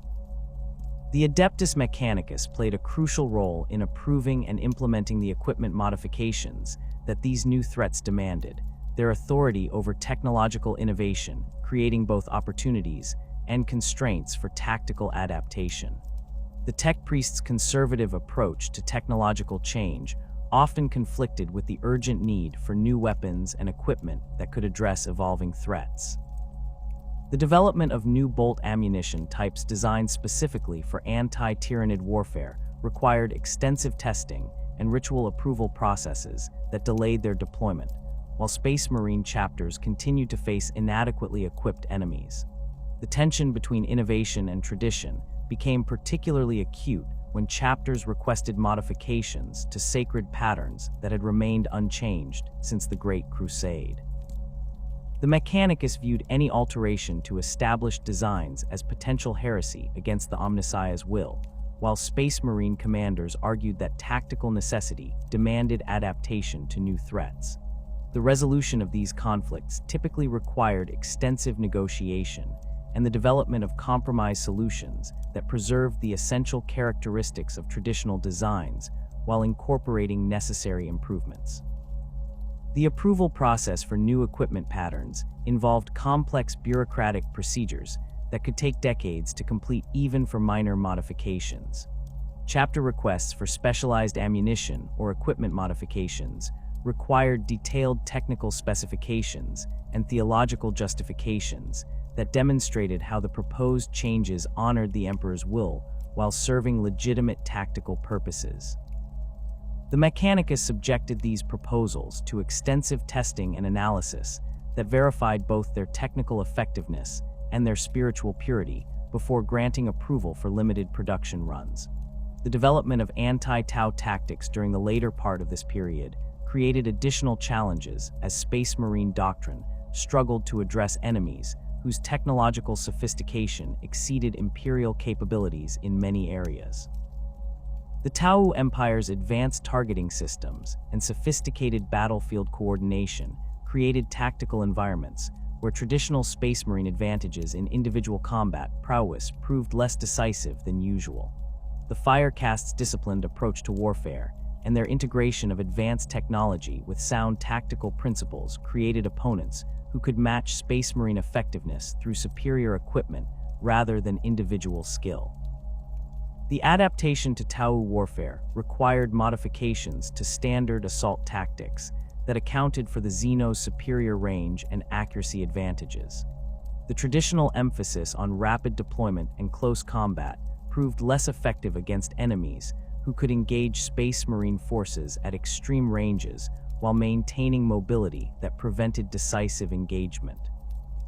The development of effective anti-Tau tactics required greater emphasis on heavy weapons and long-range firepower, creating equipment demands that strained chapter armories while requiring tactical approaches that differed significantly from established doctrine.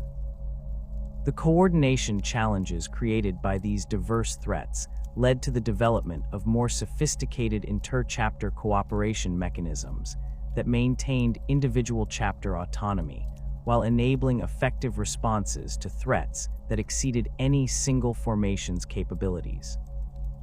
The establishment of regional coordination centers and the development of standardized communication protocols allowed multiple chapters to coordinate their operations without compromising the independence that the Codex had sought to preserve. These innovations represented significant departures from the original Codex's emphasis on chapter self-sufficiency while maintaining its core principle of preventing dangerous concentrations of power. The return of Roboute Guilliman during the 13th Black Crusade created unprecedented opportunities for Codex revision and the integration of new capabilities that had been impossible during the previous 10 millennia. The Primarch's direct authority over Space Marine doctrine eliminated many of the bureaucratic obstacles that had previously prevented rapid adaptation to new threats. His intimate knowledge of the Codex's original intentions allowed him to distinguish between essential principles that required preservation and specific prescriptions that could be modified to address changed circumstances. The introduction of Primaris Space Marines represented the most dramatic modification to Codex doctrine since the Second Founding, as these enhanced warriors required new organizational structures and tactical approaches that integrated their superior capabilities with existing chapter formations. The Primaris Marines' enhanced physiology and advanced equipment created tactical possibilities that the original Codex had never contemplated, while their different training and indoctrination created cultural challenges that required careful management to maintain chapter unity. The integration of Primaris Marines into existing chapter structures required modifications to the traditional company organization that preserved the Codex's essential principles while accommodating the new warriors' different capabilities and equipment requirements. The development of Primaris-specific formations, such as Intercessor Squads and Hellblaster Squads, created new tactical options that complemented traditional Space Marine capabilities, while requiring different deployment and support procedures. The coordination between traditional and Primaris Marines demanded new training protocols and command structures that maintained unit effectiveness while managing the cultural differences between the two types of warriors. The expansion of chapter strength beyond the traditional 1,000 Marine limit through Primaris reinforcements created political and logistical challenges that required careful management to prevent the concentration of power that the original Codex had sought to avoid. Guilliman's direct oversight provided the authority necessary to implement these changes, while maintaining the safeguards that prevented individual chapters from becoming threats to Imperial stability. The gradual integration of Primaris capabilities into existing tactical doctrine represented a controlled evolution rather than the revolutionary change that might have destabilized the entire Space Marine system.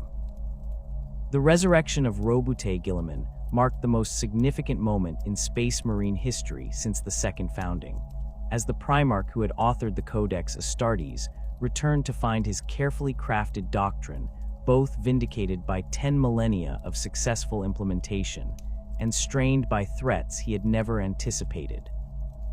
The circumstances of his awakening during the 13th Black Crusade placed him immediately at the center of the Imperium's greatest crisis since the Horus Heresy, as Abaddon's forces carved a path of destruction across the galaxy, while the Great Rift split reality itself in two. The Primarch's first assessment of Imperial military capabilities revealed both the enduring strength of his organizational principles and the urgent need for adaptation to address warfare on a scale that dwarfed anything the original Codex had contemplated. Guilliman's initial review of Space Marine deployment patterns across the galaxy demonstrated how thoroughly his successors had internalized the Codex's fundamental principles, while adapting its specific prescriptions to local conditions and evolving threats.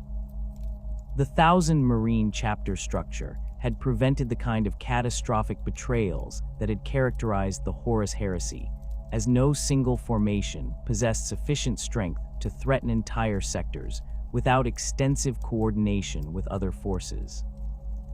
Yet this same limitation had created response delays and coordination challenges when facing threats like Hive Fleet Leviathan or the emergence of the Tau Empire, where the scale of required military intervention exceeded what individual chapters could provide effectively. The Primarch discovered that many chapters had developed tactical innovations that addressed specific enemies or operational environments while maintaining adherence to core Codex principles. The Salamanders had refined their flame weapon techniques to create anti-Tyranid tactics that proved devastatingly effective against swarm organisms, while the Raven Guard had developed stealth insertion methods that could penetrate Tau sensor networks and eliminate fire cast commanders before their advanced technology could coordinate effective responses. These adaptations represented exactly the kind of evolutionary development that Guilliman had intended when he emphasized the importance of tactical flexibility within standardized organizational frameworks. However, the Primarch also identified areas where rigid adherence to Codex prescriptions had created unnecessary limitations that prevented optimal responses to new threats. The traditional emphasis on bolter-armed tactical squads proved less effective against heavily armored Necron constructs than specialized anti-armor weapons, while the standard company organization created deployment bottlenecks when facing the kind of multi-vector attacks that Chaos forces had perfected during their millennia in the Eye of Terror. The original Codex's assumptions about enemy capabilities and tactical approaches required updating to address opponents who had evolved far beyond anything the 30th millennium had produced. The integration of new technologies developed during the 10 millennia since the heresy presented both opportunities and challenges for Codex revision. Advances in power armor design, weapon systems, and communication technology had created capabilities that could enhance Space Marine effectiveness if properly integrated into existing tactical doctrine. The development of improved auto-senses and targeting cogitators allowed for more precise coordination between squad elements, while enhanced Vox systems enabled real-time tactical coordination across much larger areas than the original Codex had assumed possible. The Primarch's collaboration with Belisarius Cawl resulted in the most dramatic expansion of Space Marine capabilities since the original Gene Seed programs, as the Primaris Marine Project introduced enhanced warriors whose superior physiology and advanced equipment required fundamental reconsiderations of tactical doctrine and organizational structure. The Primaris Marines' increased size and strength allowed them to carry heavier weapons and armor than traditional Astartes, while their improved gene seed stability provided resistance to mutation and corruption that addressed long-standing concerns about genetic degradation in some chapter bloodlines.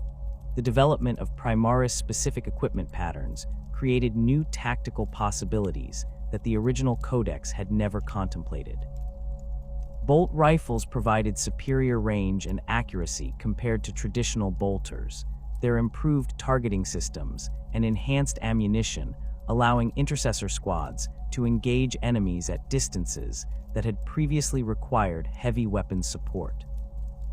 Plasma incinerators and assault cannons, scaled for Primaris use, delivered firepower that individual Marines had never been able to wield effectively, creating new approaches to squad-level tactics that emphasized sustained firepower over rapid maneuver.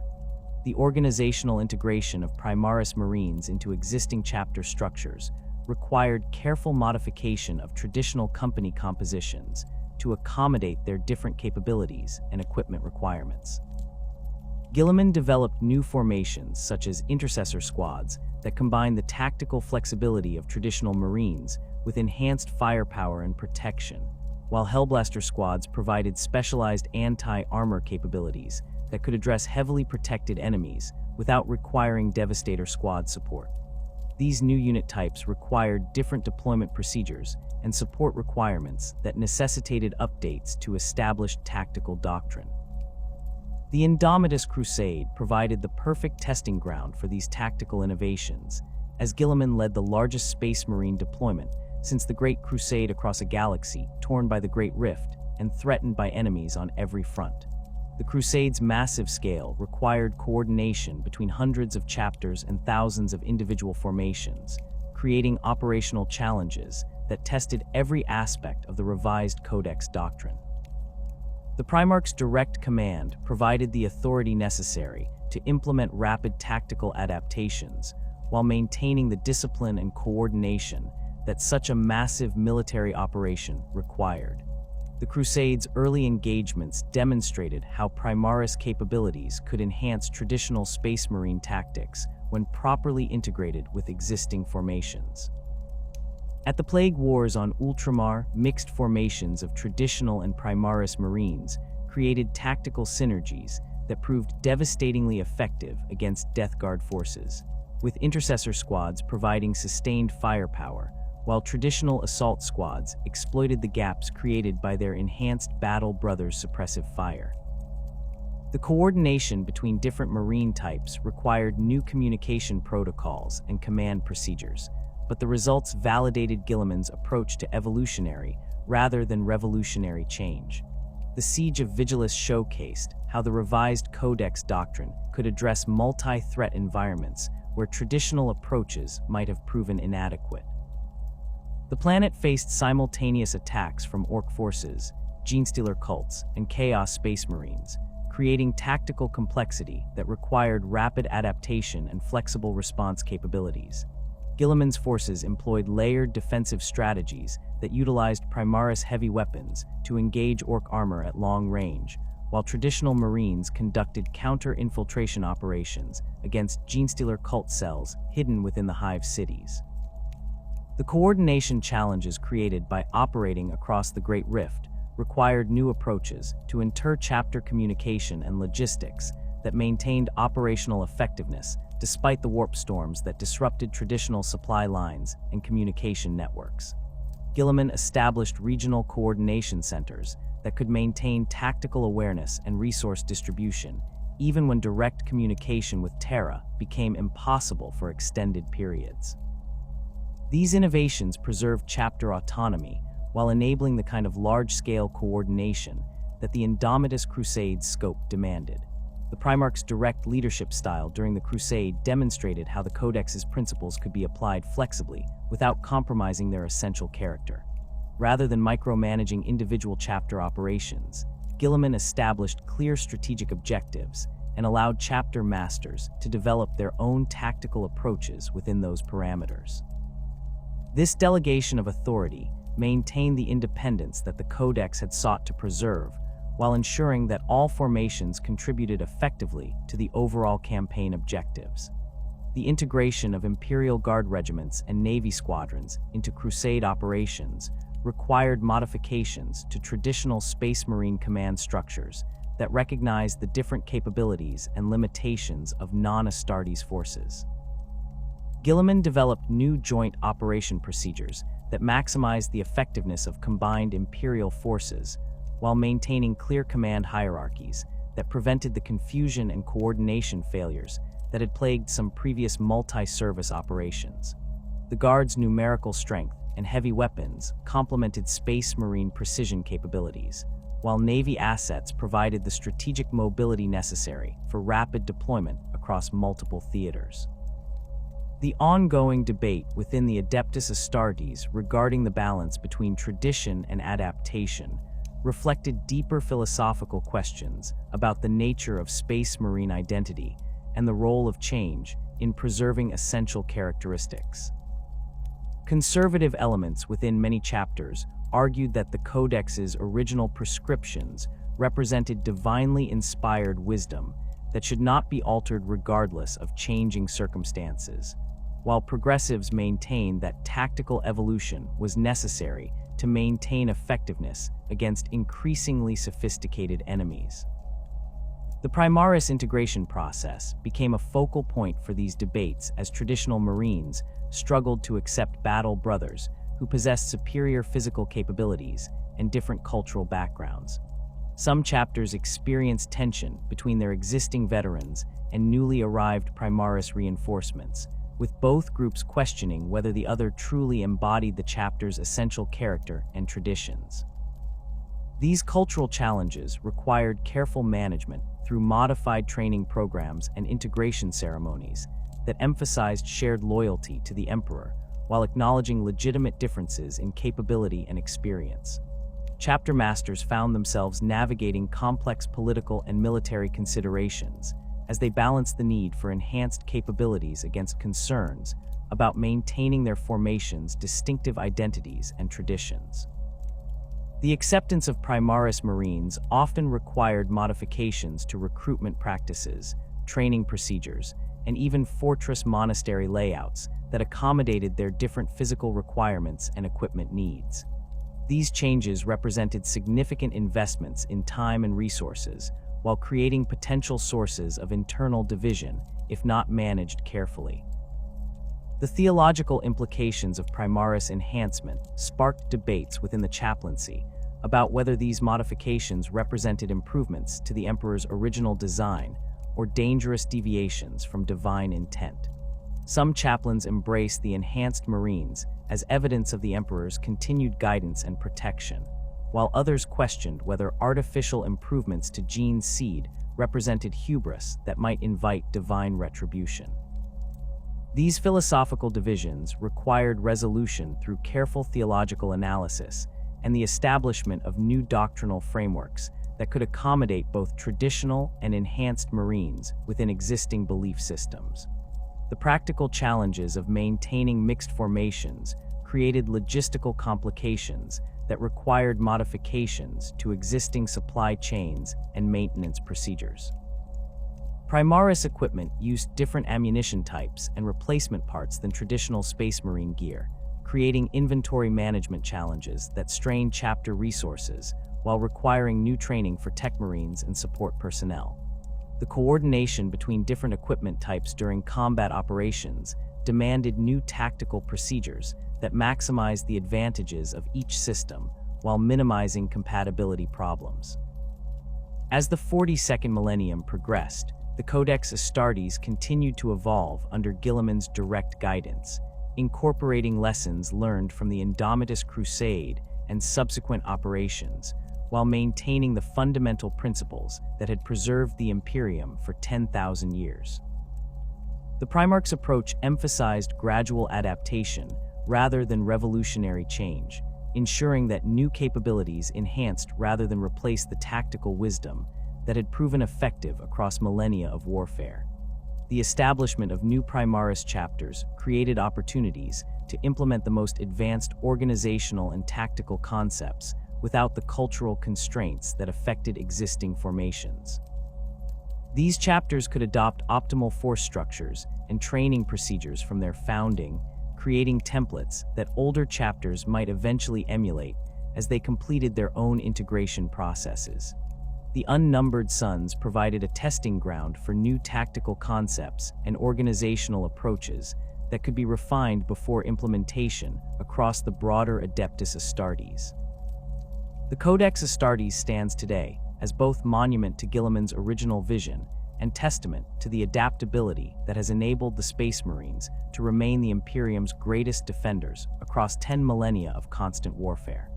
The document that began as a response to the Horus Heresy's devastation has evolved into a living framework that can accommodate new threats while preserving the essential principles that prevent any single formation from threatening Imperial stability.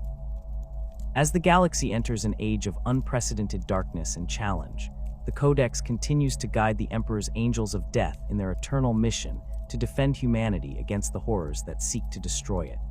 The Primarch's return has validated the wisdom of his original creation, while demonstrating that true strength lies not in rigid adherence to unchanging doctrine, but in the ability to adapt and evolve while maintaining core principles and values. The Codex Astartes remains what it has always been, not merely a tactical manual, but the foundation upon which the Imperium's greatest warriors build their eternal crusade in the Emperor's name. In the grim darkness of the far future, where there is only war, the Codex endures as both guide and guardian, ensuring that the Space Marines remain forever the bulwark against mankind's extinction.